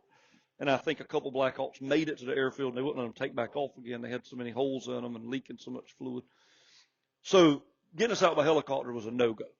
They were shooting down rocket-propelled grenades or rocket grenades. They were shooting them like bottle rockets in Garden City on 4th of July. I mean, they might have been shortage of food there. There was no shortage of rockets. And so helicopter was not a good plan. So we had found out that second bird had crashed. I had no idea the gist of that story. But the first 2 Medal of Honors awarded since Vietnam were awarded that day by 2 Delta operators who requested multiple times to be inserted at that crash site to try to help the crew, the downed air crew. And they were denied. They were told, no, we can't send you in. We got nobody to help you. You're going to be on your own. And I think I may be wrong. Second, third time, fourth time, something, the commander said, do you understand what you're asking? I've got no one to send to help you. I don't know how long it'll be. He says, sir, it doesn't matter. We're their only hope. And so these 2 guys. And there were some people left alive on that helicopter. They saw movement. Yeah. They knew there was movement at the crash site. So Gary Gordon and Randy Shugart were the 2 Delta guys that got permission to insert. And, all I can say is there's no way that they knew that crash site was being swarmed with people, that they weren't going to have their hands full. I mean, you're talking about 2 guys getting off of a helicopter that they didn't have to, they weren't ordered to try to rescue their fellow servicemen. And when they got to the crash site, they found the pilot, Michael Durant, and they pulled him behind this little wall to like a safe area, and they were trying to get the other people out of the bird. They were under intense fire, and I think Michael Durant said that he heard one of them get hit, heard one of them get wounded, and the other one came to him and gave him a weapon. Said, "Hey, sir, there's like 15 rounds in this weapon. I'm going back to the bird to try to get the rest of the guys." And it's the last time he saw him. He heard him go down, and then the crash site was overrun. Thank goodness an elder showed up to keep him from killing Mike Durant. They took him prisoner, and those were the bodies that were seen on TV that were drug up and down the road. Yeah, that were drug up the street was those guys. And there was another guy on the helicopter who the crew chief on the bird had gotten wounded, and he had stayed on the bird to give them support from the air, and his leg, a rocket hit that helicopter that was giving him air support and blew his leg off, and it had to emergency land. Thank goodness it didn't go in the city. Good God. Yeah, Brad Hollings, and he's got a whiskey company starting up in Fayetteville, Black Hawk Whiskey, I think, getting ready to launch. Awesome dude, goes snow skiing with a prosthetic, one leg. He'd be a great person to interview. Wow. Runs all the time. Just stayed in the Army. One of the first guys to get, I think, a bionic prosthetic. And stayed in. I think Ross Perot helped arrange. And now he couldn't stay on the level of that, but the Army found him a job, and he stayed up in Bragg, and just an awesome individual, a truly motivational guy. But going back to the story, we had no idea that kind of chaos was going on because we're in our own little bubble at the crash site, first crash site. We had no idea what was going on with the Jeeps, the Humvees, the convoy trying to get to us. They went back to the airfield several times to switch out vehicles, get more ammo, unload wounded people, because they had a little urgent casualty in the very beginning. We had a guy fall off of a fast rope on the insertion. Blackburn, he fell from the rope, bounced off the ground like a basketball, and his damn head swelled like a pumpkin right off the get-go. Casey Joyce and another guy were trying to get him to a Jeep to get him medevac when Casey Joyce got shot through the back and ended up dying of his wounds. So they were shuttling the initial casualties. When the first helicopter went down, the Jeeps turned and took all the initial casualties and prisoners back to the airfield. Right. Thought was they just turned right around. By the time they got back to us, we'd be at the crash site. We'd get the guys at the crash site. They'd drive us back. Just didn't happen that way. Murphy's Law showed up. The Somalis were ready to fight. It was late in the afternoon. They liked to chew a drug called khat. It was like a root. Hyped them up, jacked them up, and it was their time of day, for their good khat chewing. So they were pretty amped up and ready to fight. And they just beat the convoy back, and they surrounded us. And we'd gone in. All the other missions had been 2 or 3 hours, so we had gone in light, plenty of ammo, but we didn't take a lot of night vision stuff like that. We thought we'd be out in 1 or 2 hours, like all the other. So we're getting called at nightfall with almost no night vision and running low on ammo. And we just kind of set up a perimeter and decided we were going to defend it, whatever happened. And during the night, they kicked out some duffel bags of ammo to us, flew over real fast, kicked out a bunch of ammo. And that held us off till morning when we kept hearing the Jeeps through the night, the convoy get closer and closer and closer. And the reason we could hear them wasn't because they didn't have a muffler. You listen to We could listen to the gunfire. gunfire. Yep. It wasn't because they had the muffler cut off. Oh. It was I tell people that you could hear a crescendo of gunfire getting louder and louder and louder, and then it started getting farther and farther away because they'd gotten beat back. And that happened several times during the night. And just before daylight, I heard some American voices out on the street. They'd gotten to quick reaction force, some 10th Mountain guys and our guys, and they showed up at our crash site. And, we loaded all the casualties onto the vehicles. Now, it's a crying shame that America, being the big superpower at the time, and a special operations force, we had to lean on the Pakistanis and Malaysians to drive these big white armored personnel carriers, we called them bullet magnets, to get us out. And once they showed up, they attracted a ton of gunfire because they're big white painted vehicles with UN painted on them. And we couldn't even speak to the drivers. They spoke a different language. It was it was a goat roping. And once we loaded all the dead and the people from the crash site that had been killed and our wounded that were not mobile, we discovered that the vehicles were full. And those of us lucky enough to still be mobile were going to have to run out or run out. So we started collapsing. It was a little after daylight. And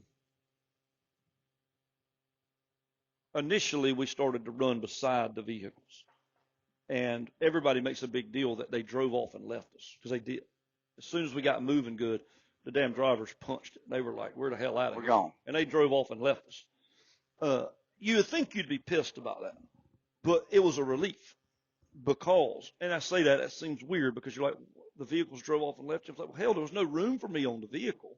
It wasn't doing me any good. I mean, I couldn't, you think. You were hiding behind a white truck. What's that going to do? But the problem was it attracted gunfire. Yep. And the bullets were bouncing off of it.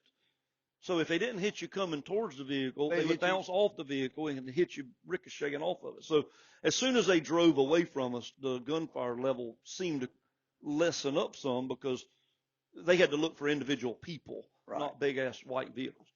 And so they drove off and left us. And we ran maybe a mile. They call it the Mogadishu Mile. Mogadishu Mile. And it was a leapfrog. You know, you'd get to an intersection, one guy would start hosing the intersection down at any threats. And the other guys run across. They get to the other side, they'd shoot, you'd run across. And it was just kind of like that the whole way. You still have your same weapon? Yeah, she's pretty dirty and pretty hot at this point. But I mean, so you're shooting a saw gun. Don't you take belt ammo? Yeah. So you were able to police up enough belt? It would also shoot magazines. Oh, okay. So I had carried in, I think, 600 rounds of belted ammo, 3 200-round drums, and a 100-round starter drum. and I had also carried 6 30-round magazines. Now, I had been robbed of my magazines by the guys that had M4s, we call them now. Then they were Car 15s then.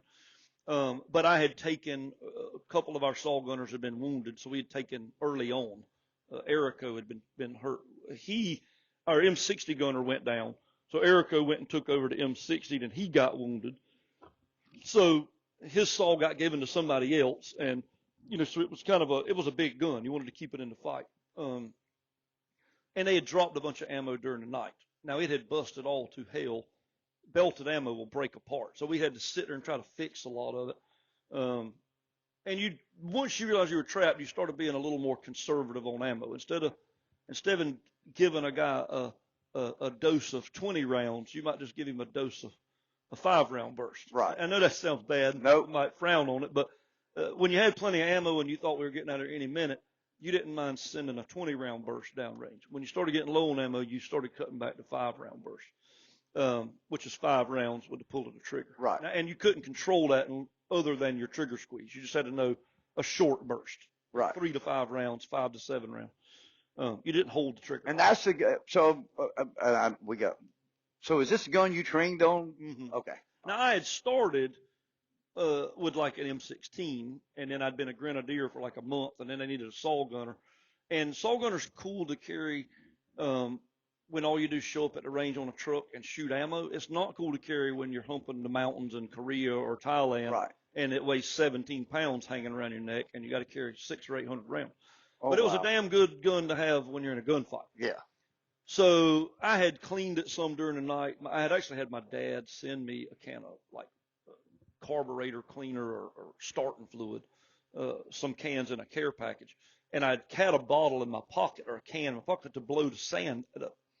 And once I'd blow it, and thank goodness I thought about doing that. I don't know why we didn't have it there with us, but I would blow it out with that carburetor cleaner or engine cleaner, and then I would squirt a bunch of oil in it. Because if not, it would just get too nasty. And because I did a lot of shooting by the next morning. And but long story short, well, I keep saying that, but it's not a short okay. story. No, we just started running down the road, and it was pretty crazy. But believe it or not, we didn't take a lot of casualties. A couple guys got hit. I had one guy's flag pass me. It got shot off his arm. Like literally came flying by me in the air, and I was like, well, that's crazy. I think one of the guys picked it up and gave it to him. One of our guys got shot through his equipment, which made he had a concussion grenade or a flashbang in a canteen pouch, which is another issue I didn't even get into. We didn't have any water. We had taken a lot of our canteens out of our canteen pouches to carry extra grenades. And so we had some water. We had filled it up during the night from some old barrel we found full of rancid water. But we had iodine tablets that we always had to carry. And we always were like, why the hell do we carry these things? We never use these stupid things. And sure enough, when we had to fill our canteens from some African rain barrel, water in a country like that, it was glad you had some iodine tablets. And it tasted great, considering how thirsty we were. But the reason I get that is this guy, Doc Strauss, the medic, he had a flashbang or something and a smoke grenade and whatnot in his. Thank goodness he didn't have a fragmentation grenade. But he got shot into the canteen pouch, and it blew up. And all I saw was a flash and a smoke cloud. It knocked me down, knocked another guy down. And of the only place in this desert-type city, there was a big-ass pile of weeds on the side of the road. And he had fallen down in these weeds. And when I was trying to get my sentences together, I think my helmet was spun around sideways, and our chalk leader had come up and grabbed me by the helmet to check on us. And he said, hey, what the hell are you doing? Where's Doc? And I said, I don't know. He blew up. I said, all I know is he blew up. So Arnie blew up. And about that time he emerged out of this pile of weeds all day, like Jokey Smurf, like soot all over him and dirt and dust. And he didn't even say anything. He just got up and started running. And he kept on running. He's like, okay, get your ass moving. So we all kept running. But it was those crazy things that happened in just a split second that really just made you realize how lucky we were, because getting out of there on that run, we didn't take as many casualties as we probably should have. But I think they were starting to get the gist that if they showed their face more than about a second, that we were going to engage them. You know what I mean? It wasn't a safe thing to do, and they've been at it all night long too. So there had to be a little bit of weariness on their end. But we finally made it about a mile to this intersection, probably where I lost most of my hearing. There was some kind of damn old World War II looking tank sitting there. And we kind of got behind it, got down on me and 2 or 3 other guys. And about the time we got down behind it to take cover and kind of, I think I might have been reloading or doing something, I hear the hydraulics or whatever, the mechanism in the tank moving, the barrel, and it turned. And I look, and he's aiming up at this building where I guess they were taking some fire from. And somebody yelled, "Y'all need to move." And before we could move, he fired that main gun off. And I think that's where I lost the majority of my hearing, because I hadn't lost it. You know, you would have thought probably the with all that. all of it. But when he fired that main gun, I felt like my head spun around on it and like sucked the juice out of your face. And we moved under this little overhang where everybody was kind of consolidated to. It was like a building with all the windows. Imagine a shop in Market Commons or at the mall or wherever, but all the damn windows are blown out. And you can just walk right in there, and there's no merchandise. It's just open. So we're all huddled up under there, getting our wits about us, and these vehicles started pulling up, and they started loading us on the vehicles. And this is a whole nother shit show. We get on the vehicle, and when I get to the vehicle and open the door, it's jam full. And so I just take my machine gun and I throw it in there to them. And I didn't think to tell them how hot the barrel was, but I figured it out. I climbed up in this thing, and by the time I climb up in it, it starts driving. And I look, and there's dudes chasing it down the road trying to get in it. And we're telling the driver to stop, and finally he stops, and they get loaded up. And we ought to go on 20 yards, so it wasn't very far. So they get loaded up. Well, now his ass won't drive. And he's pointing to his radio, just like I'm wearing now, and they're telling him drive. And while we're sitting there, you can hear the ping, pong, ping. The bullets were hitting it. And our platoon Sergeant Watson, he says, "Oh, I can see somebody right now aiming at us with that RPG." And we're like, "Oh, don't say that. Don't say that," because he's had a way to be in light humor in crazy times. And about that time, one of the Delta, I think, guys pulled his pistol out and convinced the driver that he should start driving. A 1911 45 will do that.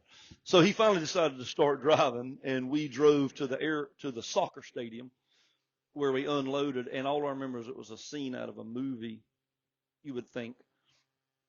As I walked into this stadium, and there was medical people working on people all over the place, and there was dudes up in the bleachers from the 10th Mountain that looked like they'd been to hell and back. They got those bloodshot eyes, and a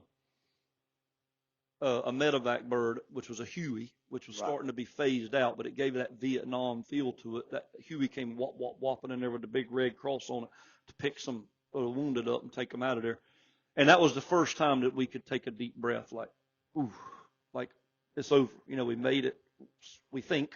Right. And we were there a little while, not real long, and they called us together and told us who they knew at that time had been killed, and that we were missing some people, that they didn't know where they were. We ended up flying back to the airfield. When we got to the airfield, they told us to get your weapons clean, get rearmed on ammo, that we're going back out because we got people unaccounted for. We got to recover. And that was from the second crash site. Mm-hmm. They had been lost. They didn't know any of them's status. We ended up not going out again that day looking for them. We stayed there. And, guys were, getting medical treatment, and we were, processing the bodies of the guys that didn't make it. And that kind of ended the events for that day. It had been about 18 hours. We did some other stuff in the next days to, getting our people back and doing this. But after that, they put us on ice. Washington had their belly full of news images of Americans getting drugged down the street and all. And that's when about 3 weeks later, they pulled us out. Well, they sent us some reinforcements, which got there a few days later. And we actually had a mortar attack of some kind. Some people thought it was a rocket. Some people thought it was a big mortar. It killed another guy, Matt Ryerson. One of the Delta guys was killed. I was a luck shot. Everything comes down to inches and luck in these situations. But me and one of the aircrew guys had started a little friendly competition. A bunch of us would have it, of how many flies can you kill in X amount of time. And it's entertainment. So we're standing outside the hangar, we're swatting flies and whatnot, and the aircrew guy, I can't remember his name, friend. I wish I could so I could reconnect with him, but he came out and we got to talking, and he says, hey, man, I'm going to walk over to the chow hall, which was 50 yards away. There was a little hole in the wall that had been blown there years before. And on the other side of the wall, they had the dining facility or chow hall set up under a tent. It was the middle of the night, 9, 10 o'clock. He said, I'm going to walk over there and see if they left any juice out, because they'd leave a cooler out with those little metal cans of juice with the little peel tops. Yeah. And I said, ooh, I'd love to have apple juice. So I'll walk over there with you. We got up and had walked right past this group of guys standing around and maybe got 20 yards away from them, right at the hole in the wall when that mortar round landed. Enough that it about knocked us down, but it killed one guy, Matt Ryerson, and severely wounded a couple guys, General Harrell or Colonel Harrell then, who recently passed away. And fragmentation went all the way into the hangar and hit guys. Like one guy I know, Monahan, he was sitting there playing a board game, and everybody hit the deck, got down because of the mortar blast, and they said he was still sitting there holding his neck, and he'd taken a big chunk of metal, hit him right in the throat, just sitting on his cot, so that was after the fact, and we realized we still weren't out of the weeds, but we rolled up and came home a few weeks later and had our memorial services, and we'd missed all the funerals. A lot of our wounded guys had been sent to Walter Reed after going to Germany for a while. And then, so our casualties were all over creation, from Germany to D.C. to everywhere. And when we got back, they really didn't know what to do with us because, we'd been like a 115-man company. We called it a company when we left, Bravo Company. And when we got back, we had a formation. And what usually was like 4 platoons of 20-some guys they just had us all get into one formation of like 30 or so guys, because that's how many of us had been wounded. Yeah, I think we had 17 killed and 78 wounded that day, out of 130 to 50 guys, depending on, and an air crew would have added to that. But, right. So they basically gave us a couple weeks off because hell, there wasn't enough of us there to do any damn thing. We gonna train with 30 guys or so. And so they gave us like a week off. We called it convalescent leave. And my brother was at Clemson, and my parents were there when we got home. And they signed us out, so we got our weapons turned in. And it was homecoming weekend at Clemson. And I rode with my parents. I said, we're going to go see your brother at Clemson. It's okay. I didn't care where the hell we went. It didn't matter to me. And so we went to Clemson, and I remember that night, all the homecoming festivities, everything's going on. And man, I thought I might as well have been on damn Mars. I just couldn't relate. I wasn't comfortable. I wasn't excited about being in a college town on homecoming weekend. And the next morning, I ended up going home back here to Grand Strand, to Conway. And I don't think I was home 2 or 3 days, man. And I just had to get out of here. I had to go. And where I wanted to go was back to Fort Benning. And so I went back to my unit because I was so restless here. Right. And it reminded me of those books I had read in high school of guys talking about being in Vietnam and getting on a helicopter, and 24 hours later they're back home on the block, and they're like, holy shit, this is a damn culture shock. Yep. And it was hard to relate, what people wanted to talk about, what people thought was important, what was this.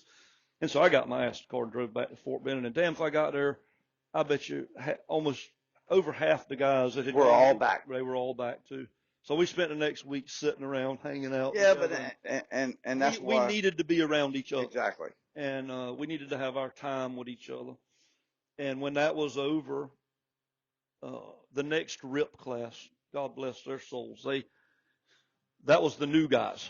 And usually if 75, 100 guys graduated RIP, the Ranger Indoctrination or Selection Program, they would be busted up between the 3 battalions. 10 or 15 here, 10 or 15 there. If somebody was short or had a bigger turnover, we might get 25. We got every damn one of them. And every damn one of them came to our company. So that was crazy. You had so many new guys. We barely had enough leadership to fill the leadership slots with all the new guys. And, imagine being a brand new guy getting to a unit that had just been decimated. Yeah. big shoes to fill and a lot of weight on your shoulders. And I at least personally tried to be real fair with them because I can't imagine. I remember we took some of them to the range to qualify and zero their weapons when we issued them to them, and they hadn't even gotten their harnesses or their gear assigned to them yet or issued. So we went to the supply room, and there was a pallet of all the wounded guys' equipment. And we gave them equipment to wear from the wounded guys. And we should have known better or should have thought about it or done a little better. Somebody should have thought to clean the stuff up, because I remember one of the young kids in formation standing there, the strobe light pouch on his harness had blood all over it. It was dried blood caked on it. And he looked freaked out.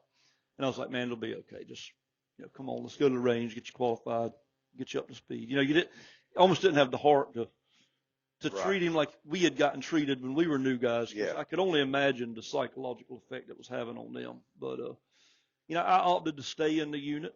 Our leaders gave us a talk like, hey, man, there's no shame if you want to move on, go do a training job for a while, go do something else, go do this, and I, or you can stay here and train the next crop of guys, like the guys from Grenada and Panama and the Gulf War had trained us. So I stayed in the unit, and I could have done a lot better. In hindsight, I wasn't motivated. I had some issues, probably psychologically, that I didn't even know about then. Yeah.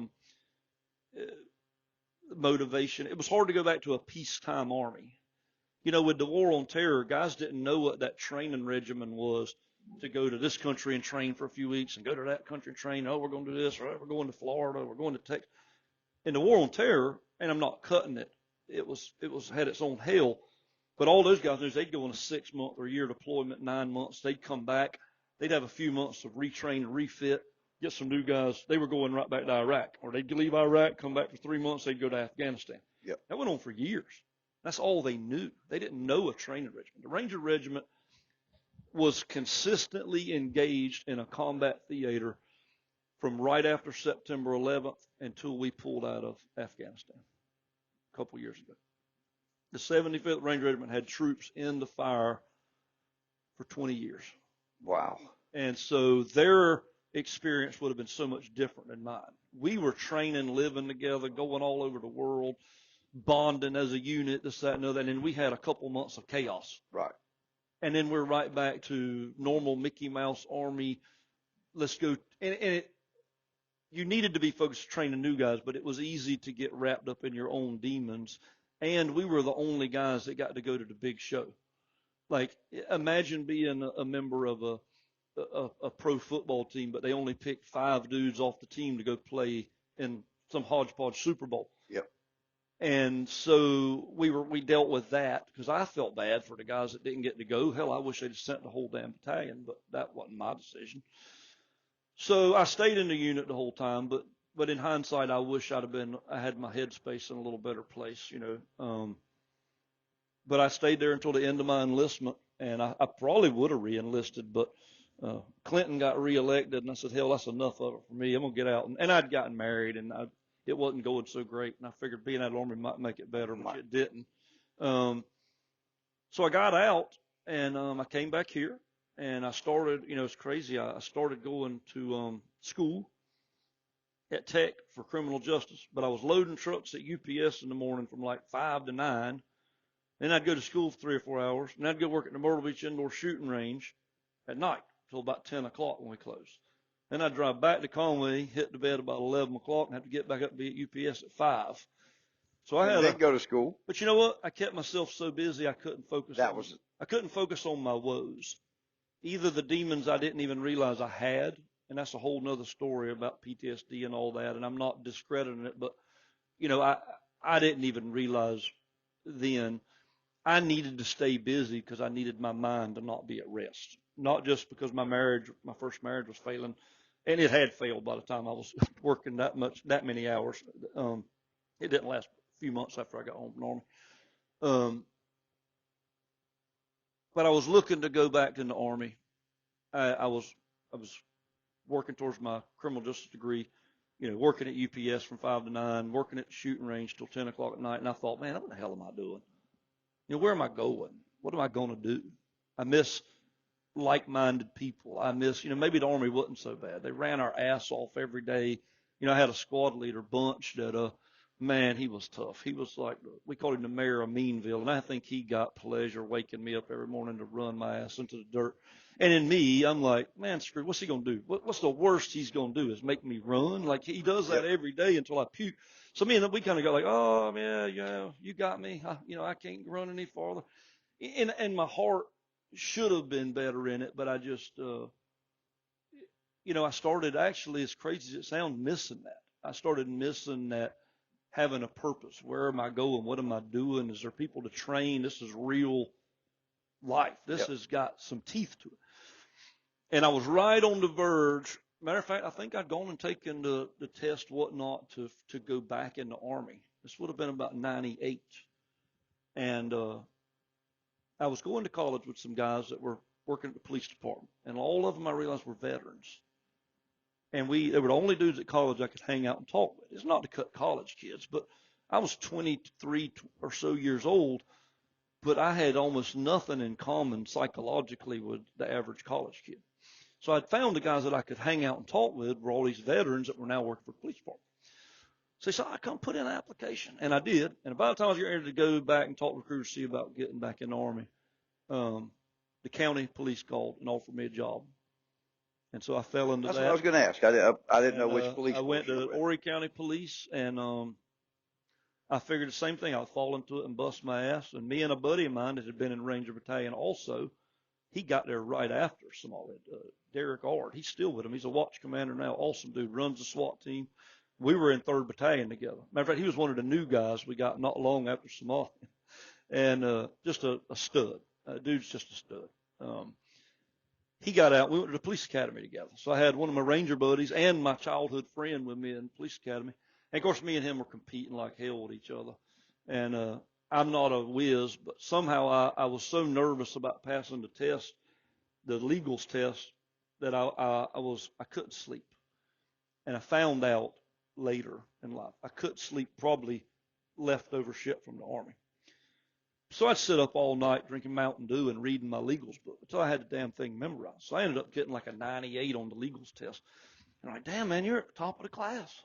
I'm like, no way. There's no way I'm at the top. And so I looked at the list and sure, and I was like, damn. So I said, well, I need to study hard. So I studied hard for the second test and did really well. So after about the 3rd test of 5, I was like, me and 2 other people were at the top of the class. And I said, no way, my dumb ass is going to win honor grad, And so I said, well, now it's a challenge. My buddy's like, you won't do it. You'll screw this up. You'll crap the bed on this. And so I was like, well, I'll show you. So I continued to stay up all night long reading my books. And so I was proud of myself. And I'm not going to toot my own horn. I hate it when people do that. But I was able to win the J.P. Strom, academic, honor grad. Awesome. And so now the shootout was between me and him for the Top Gun Marksmanship Award. Oh, no. And this is your buddy. my buddy. Ard. Okay. Not Ard. Ard. Yeah, okay. Ard. Yeah. And so I said, well, damn, he's a good shot too. But they'd already issued our guns. So every weekend I had off, I'd go to the range in Columbia and I'd shoot like hell. I mean, I was spending about all the money I was making to buy bullets. And I squeaked him out by 1 bullet. Squeaked him out by 1 shot to win the Top Gun Award. But having said that, I was trying to pour everything into a law enforcement career that I had to keep my mind busy and to be a part of something and so on and so forth. But I got back and I worked patrol for a couple of years, just a uniformed patrolman answering calls. And that's when the story I told you with my training officer that had told me about the dangers of policing around Horry County. And then one night he was watching TV and this History Channel thing came on. I had done an interview with History Channel. And he said he heard my damn voice. He said, what the hell? He stopped by and he came and looked at TV, and I was on TV, and it was talking about Somalia. And he called me. He says, I'm going to choke you. And I was like, why? He said, I've been riding around you telling how the dangers of policing and Aner. How dangerous Aner can be. That's where we were training would be. And you've been overseas and done all this crazy stuff. And I said, man, it wasn't my job to tell you what the hell I'd done. It was my job to learn from you how to be a policeman. And he said, well, I appreciate that, but still made me feel silly, he said. Yep. But, I worked patrol a couple of years, and then I went to a street crimes kind of COPE team, they called it, community policing, but we were assigned to a certain neighborhood. And after like a year of that, I promoted to detective, did the shirt and tie detective thing for maybe a year and a half, 2 years. And I went to narcotics and vice, plain clothes, had been on the SWAT team. And then 9/11 happened. And when 9/11 happened, that was a real kick. I was thinking, man, if I'd have gone back in the Army, I'd be jumping into Afghanistan right now. And I almost went back in the Army. Because now this time I'm divorced. I'm single. I can live out of a duffel bag. I don't give a damn. But, like America likes to get into wars we expect them to be over with by the fall, by the end of the year. We'd have never imagined this was going to be a drawn-out conflict. We hadn't had a drawn-out conflict since Vietnam. And no way in hell were we going to allow ourselves to get caught in another drawn-out conflict.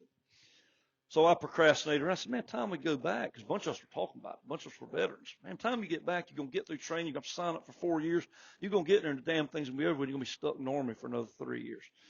So I said, oh, yeah, we put it off. Well, around 2003, by this time we'd invaded Iraq also. I bailed and went and did some security work overseas through the State Department with some personal security detail stuff. And I actually dodged Iraq, Afghanistan, most of that. I ended up in the Balkans and Kosovo and lived there for about a year. But the girl I was dating, who's now my wife, I had a stepson, and was going to have a stepson if we got married.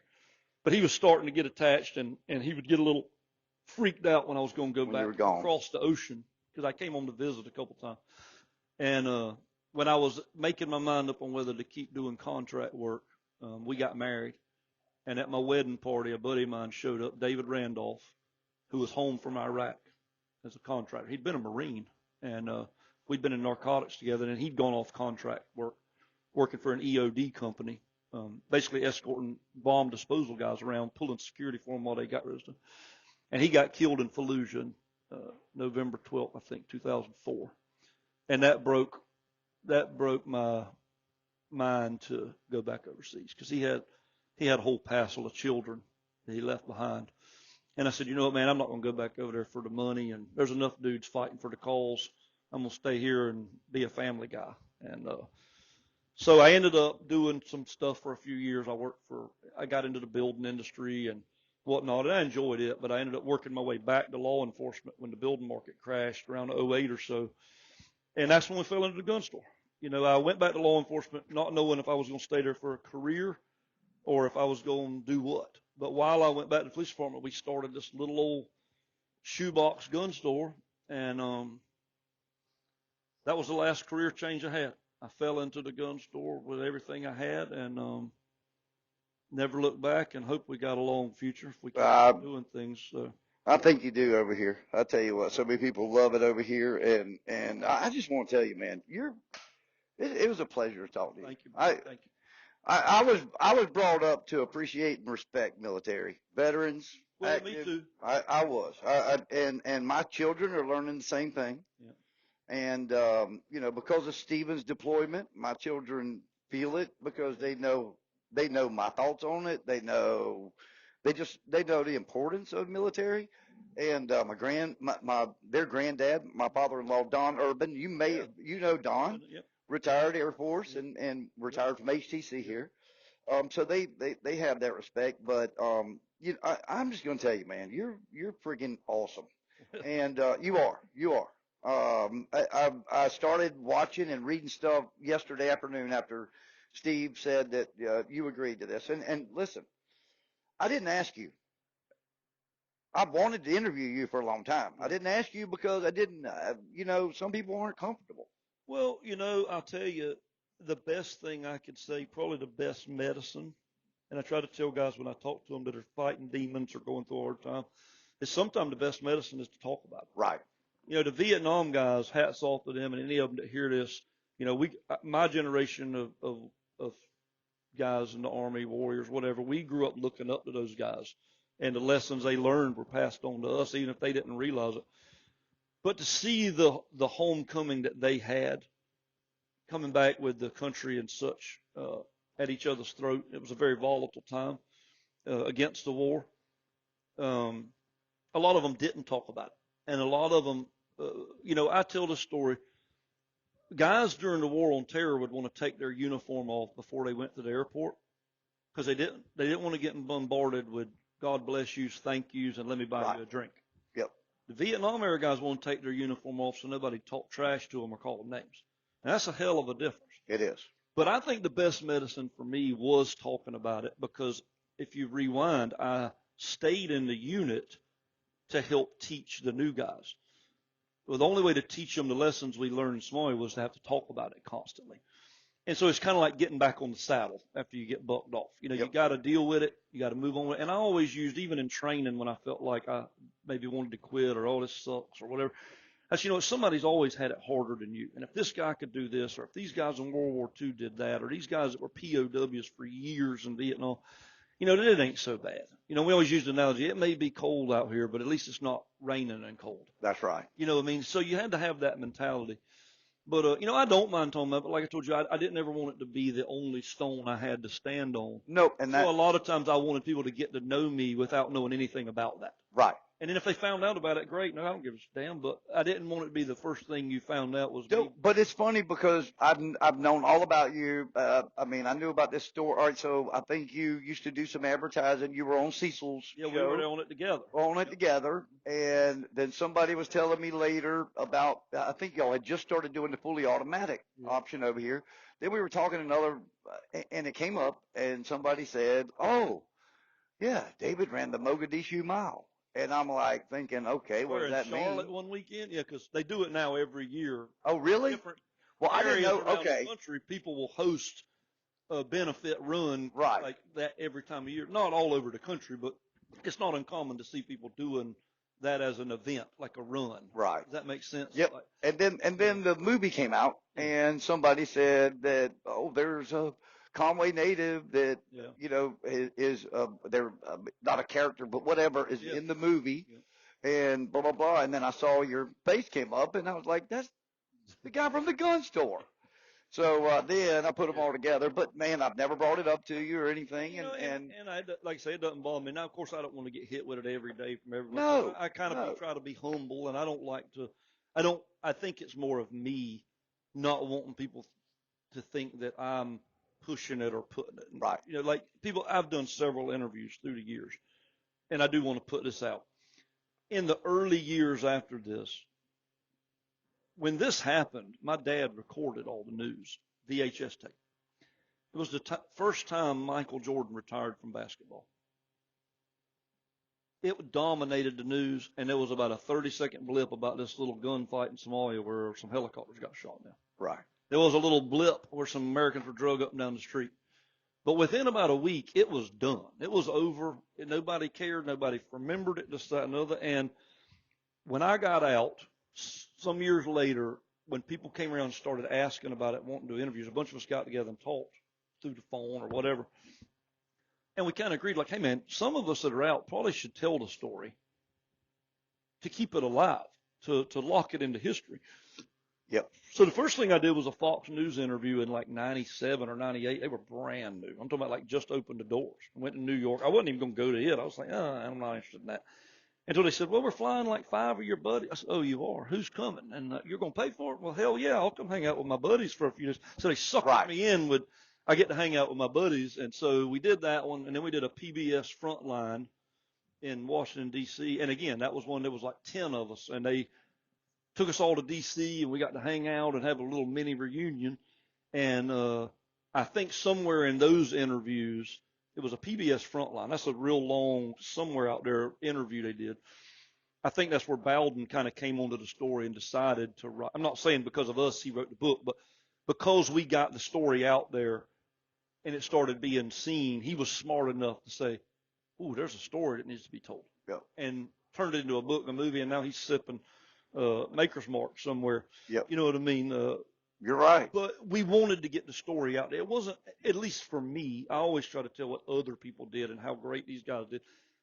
Because it wasn't about promoting me. It was about getting the story out there. There was a lot of sacrifice that went on and stuff that our government was happy to see, like the withdrawal from Afghanistan. They were happy to see that damn story go away and let's don't talk about it no more. You know, and that was kind of like Somalia. Like, hey, let's just move along on down the road here and talk about something else. So that's how the interview and talking about it started. Yeah.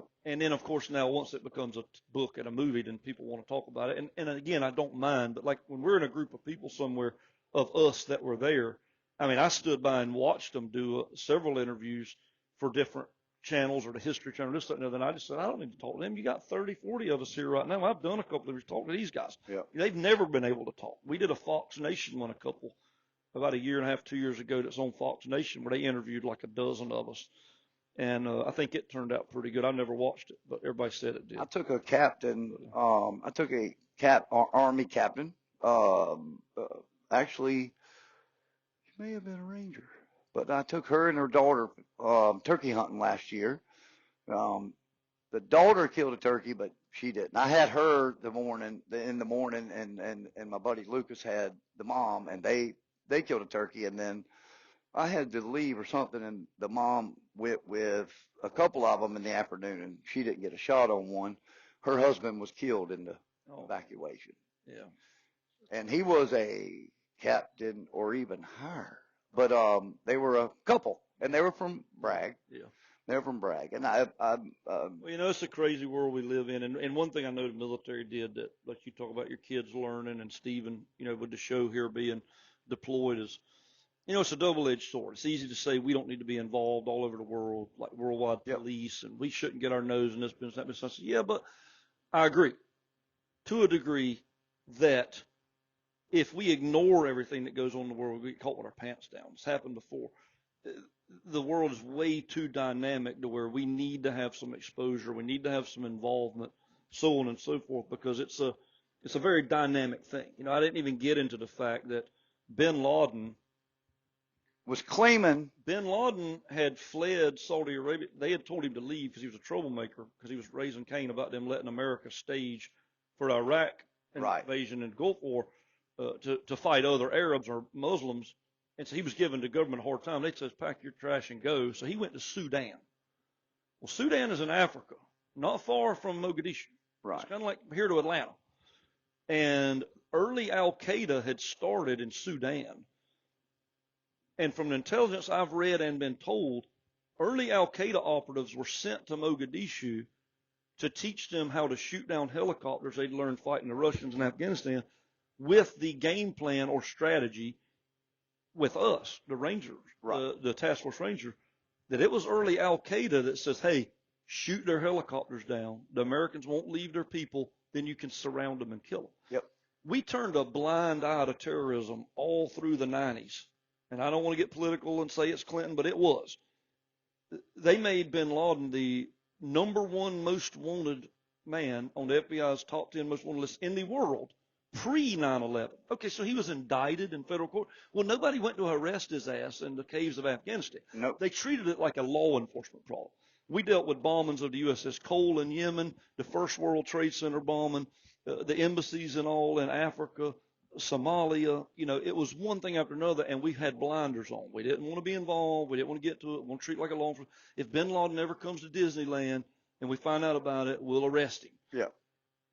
We had detached from being too involved, or at least dealing with a growing threat. And if you're not careful in the world we live in today, with China's presence in South America, with mining rights and colonizing islands in the Pacific and getting their feet into Africa and taking over the green energy sector, which we're determined to be full force into, to where we're slaves to them. Mess around and be too isolationist, and you're gonna cut your own throat. We've already done it with manufacturing and everything else. Oh, absolutely. I mean, look at COVID. We're freaked out about we might not be able to get medicine or get this or get that or get batteries or all the other cheap shit we like to buy because it's all coming from there. And we didn't learn a damn thing from it. No. We're right back to doing the same thing. And, you know, you start realizing when you travel abroad, especially in that capacity, that the world is a very intricate machine. And something that happens on one machine can affect, you know, and I've told people for decades, the wood is stacked for a global conflict. Yep. It's just going to take the right spark. And if you don't think it happened, well, they didn't think it happened in 1915, 16, 18, you know what I mean, during World War I. We didn't think we'd ever get involved in World War II. You know, it's just, but the wood's stacked. It's just a matter of how smart we can be going forward to avoid it. But we like big course corrections in history, you know what I mean? And if we don't straighten up, we're on the way to one. So I'm sure, Mr. Steve had to leave earlier, but I'm sure that you're probably on the same page. So I'm guessing that the group that Steven's with, and he's with a group and whatever, but I'm sure they're there for possibilities of anything to happen in Sudan, correct? Possibly. There's always contingencies there. We have a CENTCOM, Central Command for certain region of the world. There's an AFRICOM for Africa Command for a presence in Africa because, we need a presence there. Right. And, a lot of unrest can happen all over the world. It can trickle down to all over the place. And, you don't want to see a conflict on a continental scale all across Africa blow up and us have no presence there. Right. I can't get into the Pentagon's wargaming of every scenario, but I know that we've learned our lesson about not having a presence in certain areas, and then you're shut out and you don't even have a clue what's going on. And it's easy for people to say, but when you get certain types of commerce, certain things that we depend on from certain places, and then you lose them because you have no contact there, no involvement there, or oh my God, what happened? This whole continent's on fire and everybody's infighting and civil war and everything else. And so we're bad about sticking our nose in people's business and trying to manipulate outcomes. But then again, so is every other country that we compete with.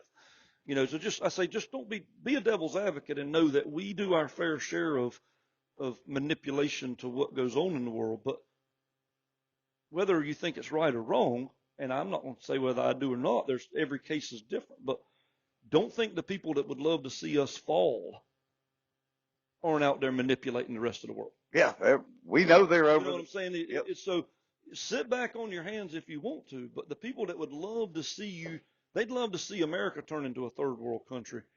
Don't think they're not all over the world trying to get their footprint. Yep. Does that make sense? So, oh, yeah.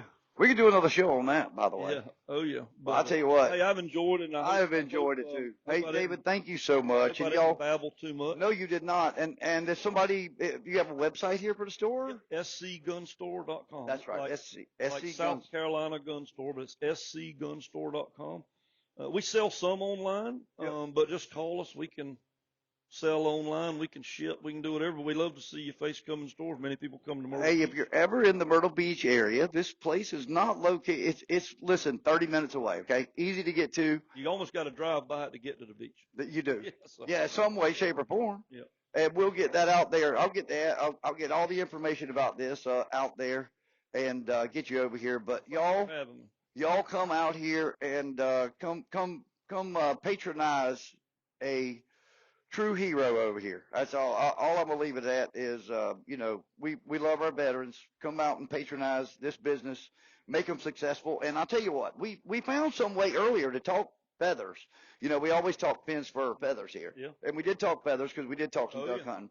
Well, duck hunting's definitely my passion. Well, that might be another episode we have to get into. Yeah, we want to do a veterans duck hunt with the charity I'm in with SOWW, SOWW. We'd love to host a veterans duck hunt here. It's just a matter of getting to property owners that could do it and find a way to do it. Well, I'm working. People. I'm not good at asking sometimes. It's the problem. Right. I don't like to infringe on people, but if things are meant to happen, they happen. So.